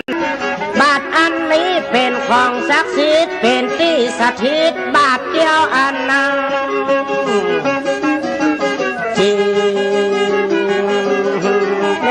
ก็เพราะว่ากาตาดีขันนาจะตั้งไปหันใส่บาทซ้ำบ่มีฟ้า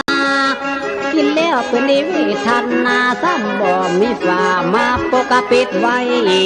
เป็นดอยวิเศษนักนาเป็นว่าบาทซ้ำอยู่ว่าลุ่มไตสองตากาซ้ำหันสองไว้เป็นว่ามีบาทบ่ได้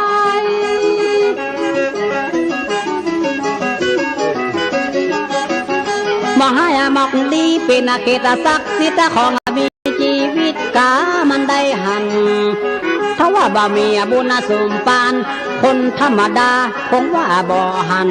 กินศักดิ์สิทธิ์ก็ดีๆงามๆกามันได้หันบาทเกี้ยวหน่วยนั้น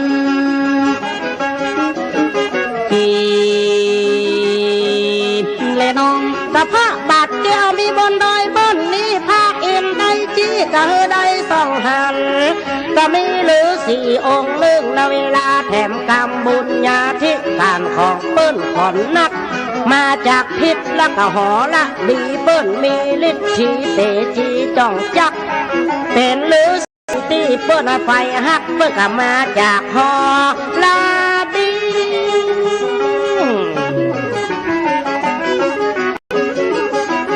มาเจ้าพายาตีในคนใดที่อื่นมีลูสี่คนนึงบินมาแต่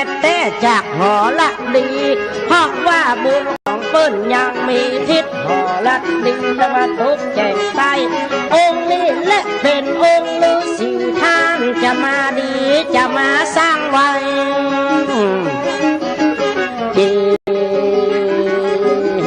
และน้องพลังจากนั้นพาลุเสียโดนบุญตกปังไปลุ้นเฮามาอวจากัน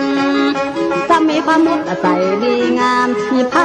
สีสติองค์นุ่งจากหอลึกดีเปิ้นมาบัดใจจะปามาลื่นมีพระฤาษีองค์หนึ่งมาจากอันหอลาดี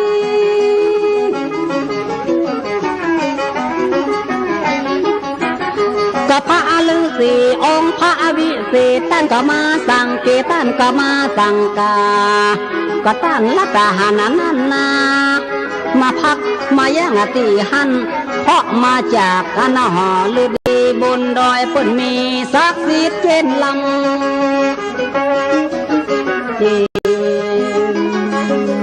และน้อง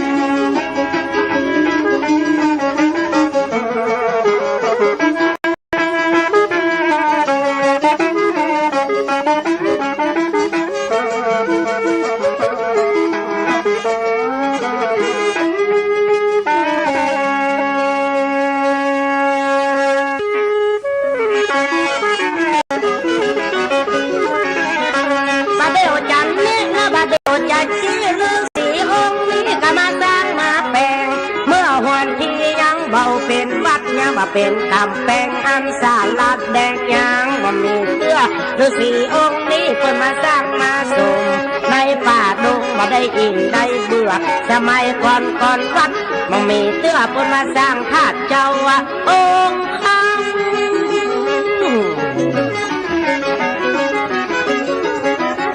ฤาษีองค์นี้เป็นองค์สลัดได้มาสร้างธาตุความบาดนักแน่บ่ฮือไผหัน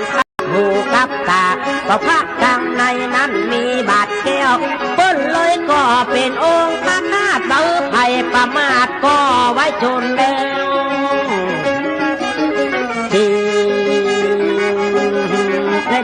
ก็พระฤาษีสังกาสังเกตเป็นมหาวิเศษเป็นนักเป็นนา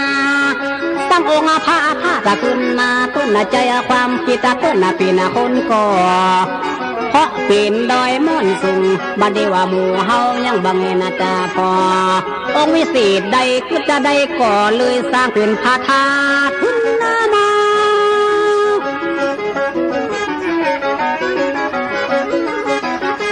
พระฤาษีปนวิเศษเปิ้นก็ได้สังเกตเป็นนักเป็นนาจักหอลึกดีนั่นมาก็สร้างพระธาตุดังนั้นมีกะบาซ้ำบ่มีฝาเปิ้นเลยปรารถนาสร้างให้ที่นั้นที่และน้องประเดี๋ยวจำเลยอย่าบักเข้าใจเตื้อขออย่าไปฟังเบื่อเขาไหนมันทำสร้างพระธาตุความไว้แถมตามแต่ว่าพระธาตุยังบ่มียอดธาตุยอดนี้จะไปเอาไหนมาแล้วพี่น้องเอากระปาการคืดทอดมีกาธาตุซ้ำบ่มียอดจะเนี่ยอย่างใดกันดี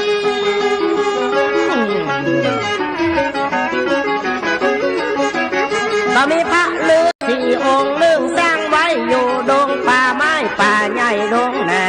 เป็นป่าไม้แล้วก็เป็นป่าคาสร้างขึ้นมากาธาตุเต้าอันแต่ว่ายอดก็ยังบ่มียามเมื่อฤาษีได้แปลงก่อนนั้น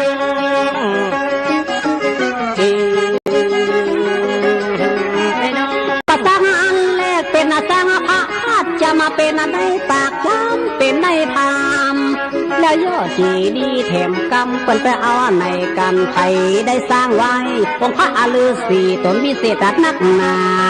สร้างไว้หึงเฮาได้ไว้เป็นว่ายอดนั้นใส่ไผ่เป็นคนสร้างพรมา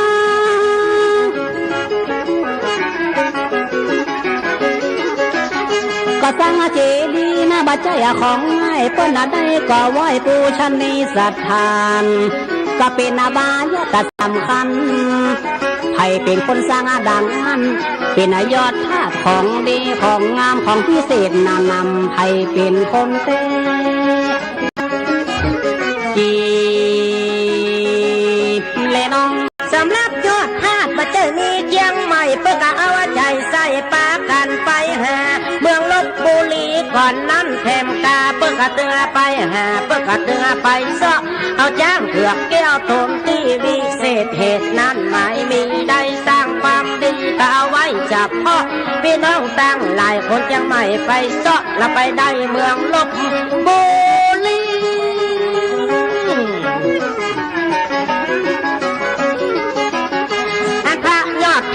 ก็เป็นของดีเมืองลบบุรีนะกะตึงมีไก่เอาจ้างเผือกแก้วกะตัดตีนอนายไปต่างมาตัดตีเป็นโตลบบุรีแต่ก่อนแต่หลังต้นใส่ชื่อกันเมืองละวงดีต้นใส่ชื่อกันก็ว่ามังละโอละบะใจอุโมลบบุรีตอนไปซ้ำมีจ้างเพื่อกะนอนนายจะกะเมืองบุรีไก่บะใจของไก่เป็นว่าจ้างเพื่อกะเอามาส่งเมืองกะนายอดไม้ก็ไปเอาไก่บอกไก่ปันจากปากเมืองบุรี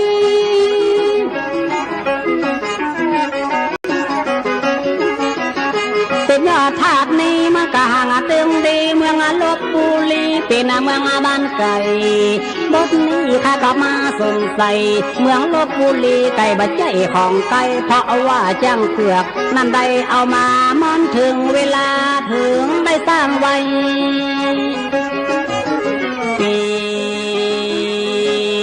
เลน้องจากเมืองลบบุรีจ้างเผือกต่างมาแล้วก็ได้มาฮอดก็มายอบไปอยู่นี่7 คนละบักกองมาถึงใกล้ที่บนดอยละมีคนหลายคนยอบหัน7 คนยกพวงขึ้นกราบสาธุเจ้าเป็นดอยวิเศษเหตุนั้นหมายมีและก็พระฤาษีได้สร้างปากคาด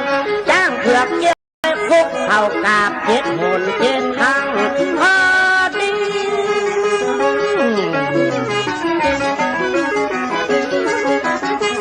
บักกองต่างยอดธาตุมาถึงเชียงใหม่จ้างคุกเข้าไว้7 คน7 ทีก็เพราะว่าหันเวลาของดีที่ฤาษีนั้นมากุดสร้างเลยได้เป็นอนุสาวรีย์เป็นวัด7 ยอดข้ามาคิดฮอดอย่ามาดีกินลัง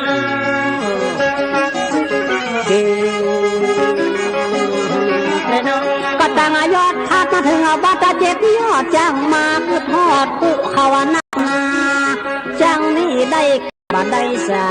จัง7 คนกา7 เดือตั้งคือ7 เนี่ยดัดนักหนาอันนี้เลี้ยวกาเป็นของบาเบือมาถึง7 ยอด3 7 3เตื้อเพราะว่าจ้างมันหูความจริง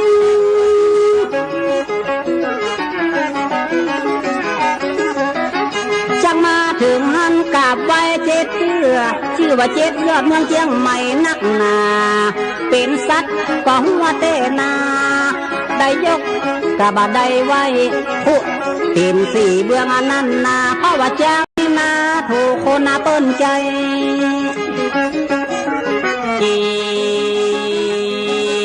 เลน้องจาก7 ยอดขึ้นไปแถมน้อยอันจ้างนี้ละกะโซดาฟังว่าตรังใดนี้จะเป็นหนทางย่างเลี้ยงจ้างฟังหายังในป่าจะเที่ยวตรังใดนั้นเป็นมักกะเป็นวัดโซดานี่ก็มีที่หันก่อนจะถึงละพระธาตุหลังจ้างมาโซดาถ้าฟัง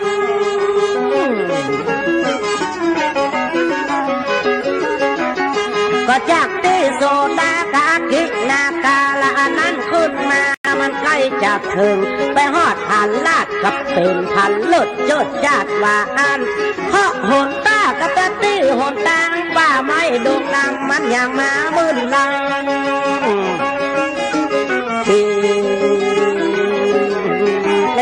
บอกกองจ้างเผือกมาถึงวัดโซดาเป็นว่าหูไปโหนากวางจ้างวิเศษกับพกกระดักฟังขึ้นดอยซ้ำคุณนาบัดใดติวเป็นโหนาควางตุกกาดงดำเป็นกลางป่าไม้จ้างเผือกเจ้าก็หยุดไว้2 หูของเจ้าดาฟัง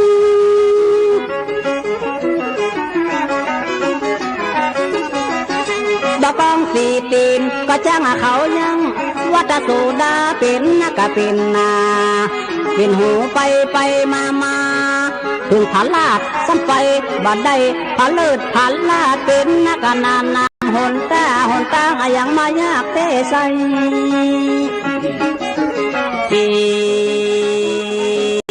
เลน้องบักกังมาถึงบนดอยนี้แล้วก็เอาขวดบาดเกี้ยวแล้วก็ยั่วนักแน่เป็นผ้าพาดขวดบาดไว้กานะพี่น้องสักกานะสมัยก่อนนั้นมันก็เป็นเวลาหืนนานพอดีถึงแล้วบ่มีคนเหนือคนไทยก็เอายอดธาตุองค์คำขึ้นใส่ปากันนั่งไว้ความตายก็จะชวนยำลำเตียวมาตั้งเทจะไปแบ่งหน้าเต้ก็จะชี้หือหันอันนี้ป้นปั้นมาเอาไว้ตั้งใจวิ่งหันเป็นลูกหรือสี่องค์คำท่านเจ้าไว้เหียเป็นตนศักดิ์สิทธิ์จะไปแบ่งสนิทอย่างนั้นก็บ่ใจ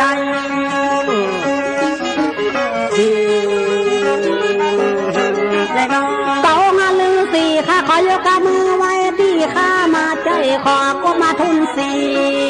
ปะเนียซ้ำปีนวันดีโดยสุตีกาบกันจนควายองค์พระลือสีไผ่ไปไผ่แปลงคนมาเก่าก็ว่าคนนั้นรุ่นใหม่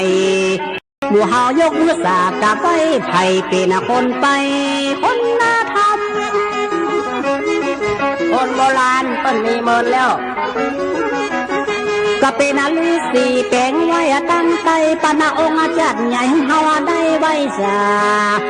หุ่นเปิ้นได้แปลงมาองค์ว่าอฤาษีงามนักงามนา10 นิ้วคอกะบะทุนสาเปิ้นได้สั่งมากี่วันก็บ่ฮู้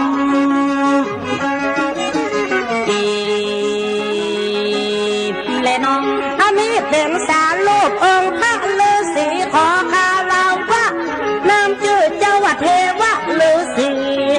จำลองจำไว้ดีเทวะฤาษีเป็นชื่อของเจ้า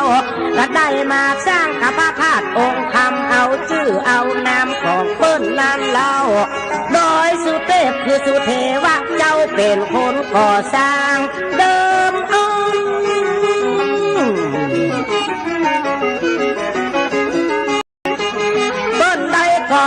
เปิ้นได้แต่งได้สร้างดีเศษเป็นดอยสุเทพผู้ที่ก่อสร้างสุเทวะฤาษีคือจำลองจำไว้ดีสุเทวะฤาษีท่านเป็นผู้สร้างอันนี้ก็จะเล่าเราไปตามสังเกตชื่อดอยสุเทพชื่อฤาษีนั่นนะ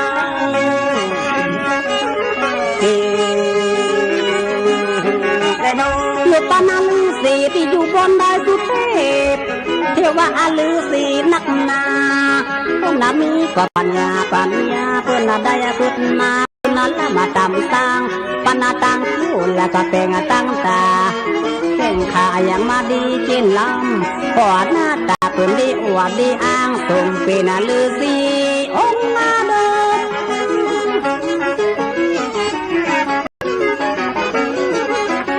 เทวะฤาษีเป็นคนออกกับความคิดเปิ้นมีไว้พี่พ่อพญาเปิ้นสูงเป็นที่ว่าทำบุญเจริญอุดหนุนดังอันเพราะว่าพัญญาปัญญาเปิ้นดีเป็นหุ่นฤาษีดิ้งดีพ้องนั้นจีเลน้องสาว2 คนได้มาไว้แล้วโดยพระธาตุเกี่ยวสุเทวะฤาษีอันนี้เป็นจ้างเผือกเกี่ยวตัวงามตัวดีจากลพบุรีจำลองนั่งไว้ตนที่เอาพระธาตุขึ้นมาที่เป็นศรัทธาแข็งแรงแก่ไส้คือจำลองนั่งคุกเขาไว้อันจ้างเผือกแก้วต้นบุญ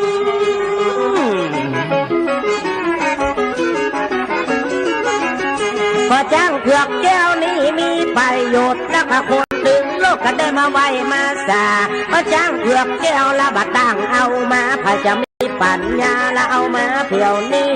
เปิ้นได้ต่างจากลพบุรีพอจ้างเปิ้นมีกุศลบุญหลัง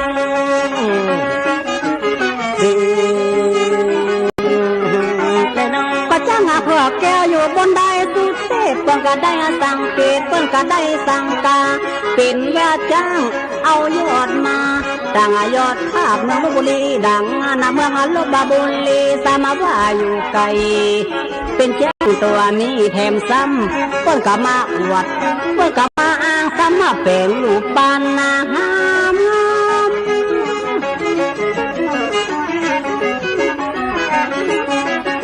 สลาเปิ้นดีเปิ้นก็ได้จาลึกเปิ้นก็ได้นึกก็ขี้เก่าสิ้นหลังต่างยอดท่าอันไก่แถมกำมองลบบุรีเสียงเวียงเสียงทางเป็นลูกปั้นช่างเผือกคนงามเปิ้นได้ติดตามตลาเปิ้นได้สร้างไว้จีเลน้องถ้าป้ากันกำลูกเทียมดอกเมื่อกี้เฮาไปไหว้สาลูกลือสีว่าเดี๋ยวมาไว้อันจ้างเผือกเกี่ยวตัวงามตัวดีเบิ้งก็ตึงมีฤทธิเตจะจะหาเขาปากันไว้นะกะหูปูบาปากันมาขออย่าไปละก็ปากันไว้ถึงเน้นถึงถ้าอันนี้เป็นหูปูบา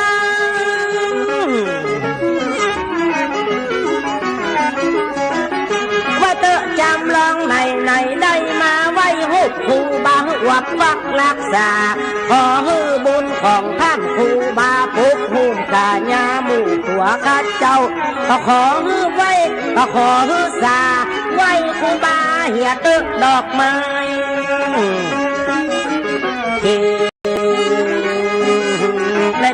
ก็เป็นตัวผมแล้วขอยกมือไว้ขอยกมือกะเป็นนะกะเป็นนาสาลูกปั้นจะว่าครูบาเปิ้นได้สั่งมาถ้าจะเมื่อนาอยู่พ้องจำลองเจ้าสนกรรมเป็นซึ่งบอกกินเองบ่หูจักวิทจักอ่อนถ้าเป็นละอ่อนมาจะถามแม่โสมมาสักกบ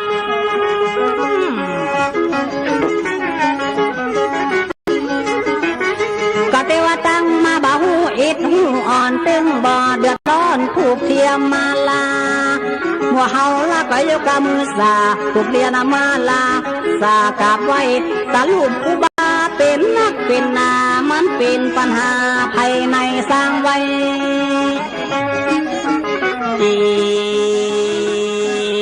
เลน้องอันนี้สาลูกครูบาสีวิจัยเจ้าเดิมอ่อนก่อนเราก็ได้สร้างหนทางขึ้นมานักหนาเมื่อก่อนเป็นป่าลังยาภายในจำมาตึงมาบอดตึกเพราะเป็นป่าไม้พอหันเป็นโขนอันที่หมู่คนไปตึงไปบอดตึกมันเป็นป่าใหญ่นะมันเป็นป่าลึกครูบาข้างสร้างคนมา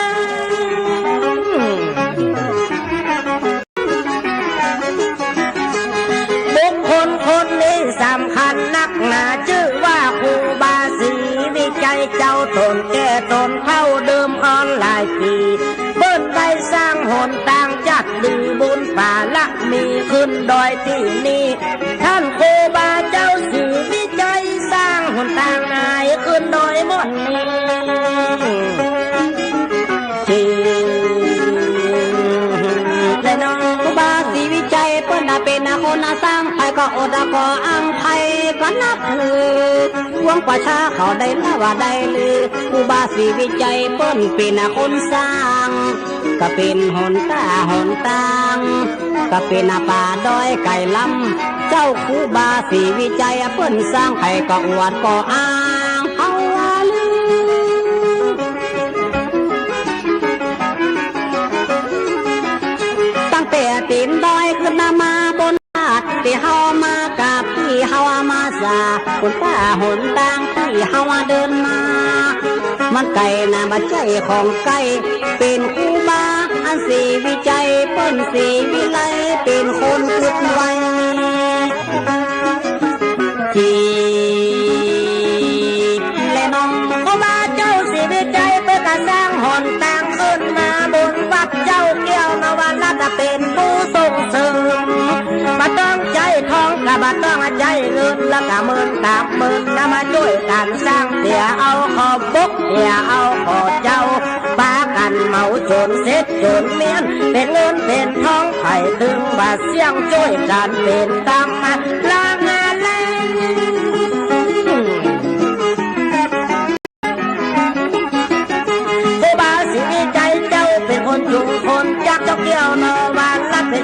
วงจังไม่ช่วยกันอุดหนุนจะพาพี่น้องมาทานุบำรุงครูบาตนบุญได้นำขึ้นสร้างแห่งหนทาง11 กิโลพุทโธธรรมโมญาณเข่งลำ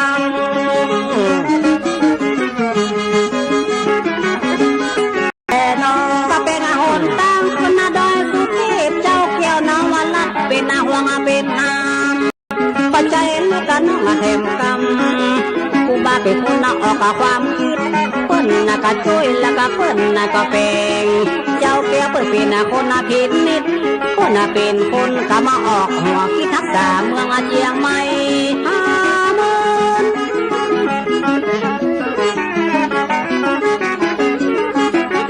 ก็เป็นหนทางเป็นดอยจัดนักเจ้าเกี่ยวนวลัดหัวกิตาเปิ้นใส่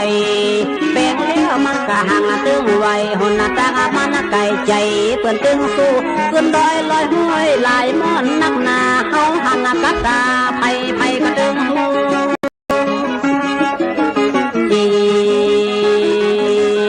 และน้องอันนี้เล่ากันแล้วก็เปิดสังเกตประวัติโดยสูเต็มของเก่าของแรงเป็นปูชันนี้และก็ยักษ์สถานที่คนโบราณเปิดเลยรักษาไว้ของหมู่เฮากู้หัวตัวคน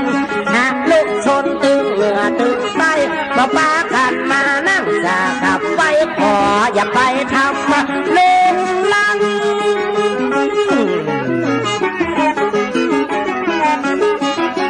แม่ย่าแม่ยิงเป็นลาเอ็ดลาอ่อนไอ้จับลูกเตียวก้มแล้วก็เปียงกลางขามันเบาสมควรอย่าไปไว้ไปสาเป็นที่อาญาอันที่ใหญ่กว้างเป็นที่ศักดิ์สิทธิ์สถิตบนดอยบัดห้าไปกลอยก็แต่งตัวแบบนั้น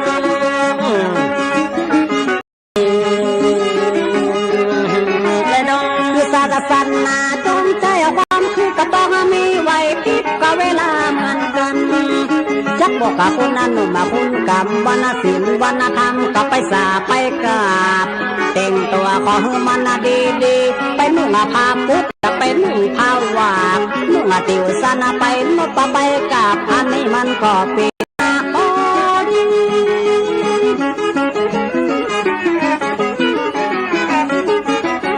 เกิดเป็นมันนกกระตึงไหนตึงน้อยแต่งตัวเรียบร้อยเป็นก็เป็นนา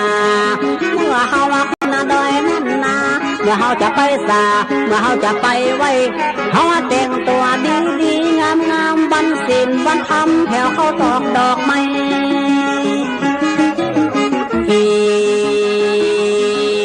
และน้องว่าจะได้มาถ้าเป็นว่าเป็นวัด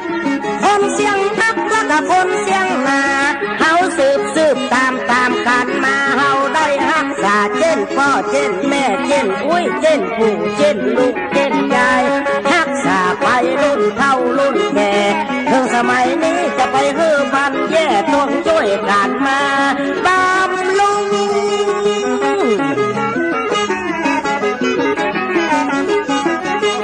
สำนักบนดอยสุเทพเจ้าบอกว่าพระทรงและกันนี่องค์พระบนถึงโบราณนักบาลที่สั่งสอนเป็นที่อบรมมาเวลาสั่งสอนพระกวรศาสนาพระเจ้าปัจจัยที่เอี่ยวหาความสำราญกับคนรุ่นหลังขอควรจำไว้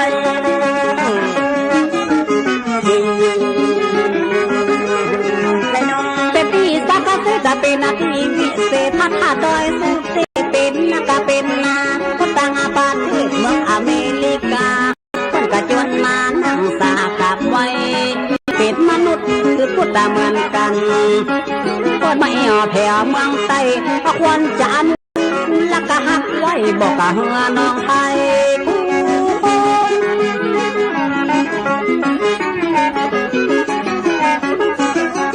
ก็เกิดจะเป็นคนคือศาสนาพุทธขอจะไปย่ำอยู่พระพุทธศาสนา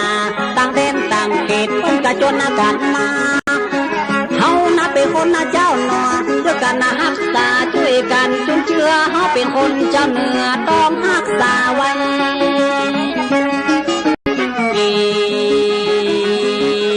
เลน้องบอกว่าเจ้าเหนือถึงบอกว่าเจ้าต้อยลำตุนยังไม่ละกองไว้ภาคเหนือเมืองล้านนาช่วยกันจุดเชื่อ บอกว่าปันดังอังกฤษเที่ยวเยอรมันเขาก็ตึงเอาการมาสั่งตาสังเกตคนไหนที่กระต่างประเทศเปิ้นก็มาผู้บ้านโกเมือง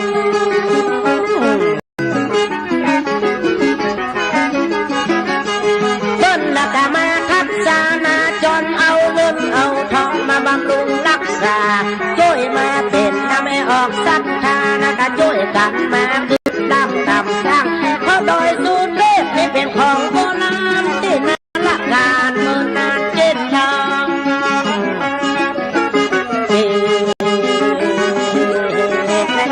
ก็ได้ซึ่งเต้เป็นของอามาเก่าเจ้าคนนักแก่คนเฒ่าสืบมาหลายสิบปีบัดเดียวมันก็ตึงบ่มีหมอกก็ให้หมอกดีไผสร้างตึงบ่ได้ก็เป็นประวัติตะเขียนเอาไว้เหมือนกันก็ลองอ่านกันพี่น้องเหนือใต้เฮาต้องฮักษาไว้ต้องบูรณาทุกคน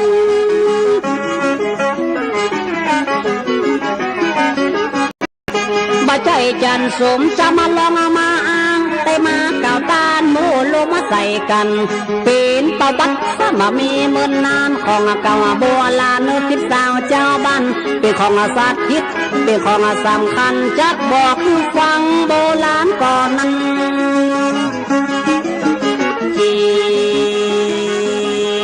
เลยน้องมาเดี๋ยวจำลอง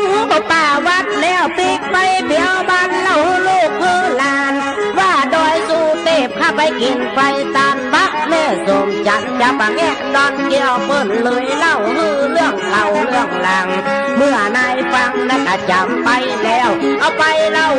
กะลุงคำลุงเกี่ยวตามบ้านไอ้น้อยจำลอง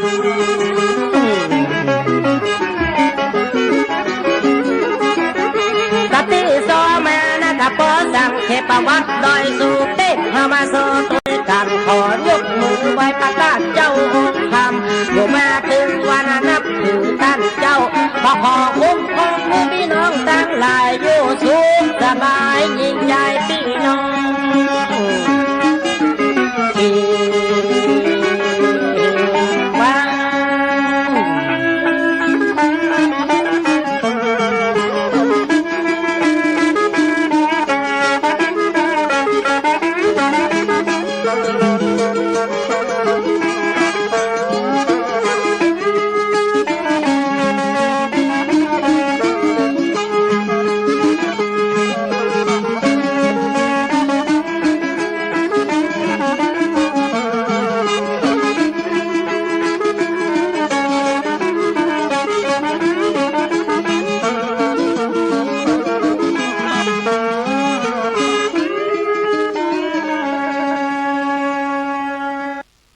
การจัดทำสื่อบทสอธรรมะทศจาตชาดกได้รับการสนับสนุนจากกองทุนส่งเสริมงานวัฒนธรรม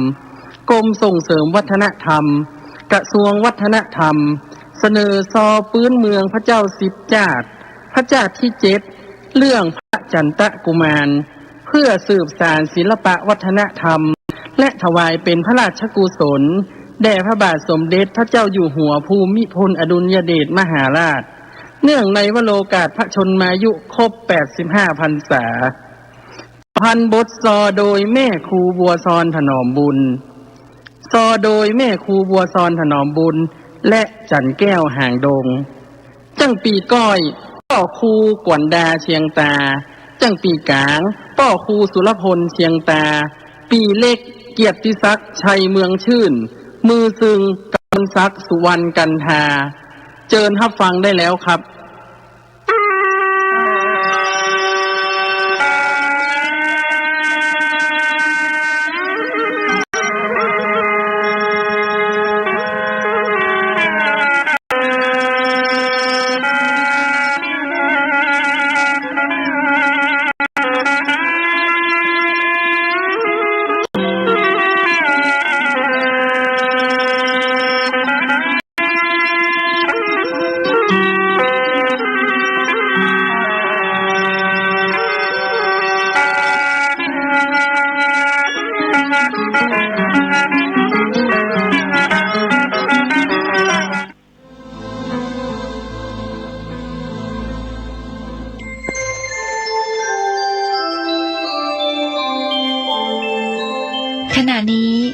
านกำลังฟังสถานีวิทยุกระจายเสียง FM 104.5 เมกะเฮิรตซ์ กฐินทานคือสังฆทานบุญทานยิ่งใหญ่1 เดือนท่านกำหนดไว้นับตั้งแต่วันออกพรรษาถึงขึ้น15 ค่ำเดือน12สิ้นสุดเวลาเป็นการละทานล้ำค่าสืบทอดนานมาแต่ครั้งพุทธกาลขอเชิญชาวพุทธร่วมใจกันทำบุญทอดกฐินบำรุงพระสงฆ์ผู้ทรงศีลทำรงผู้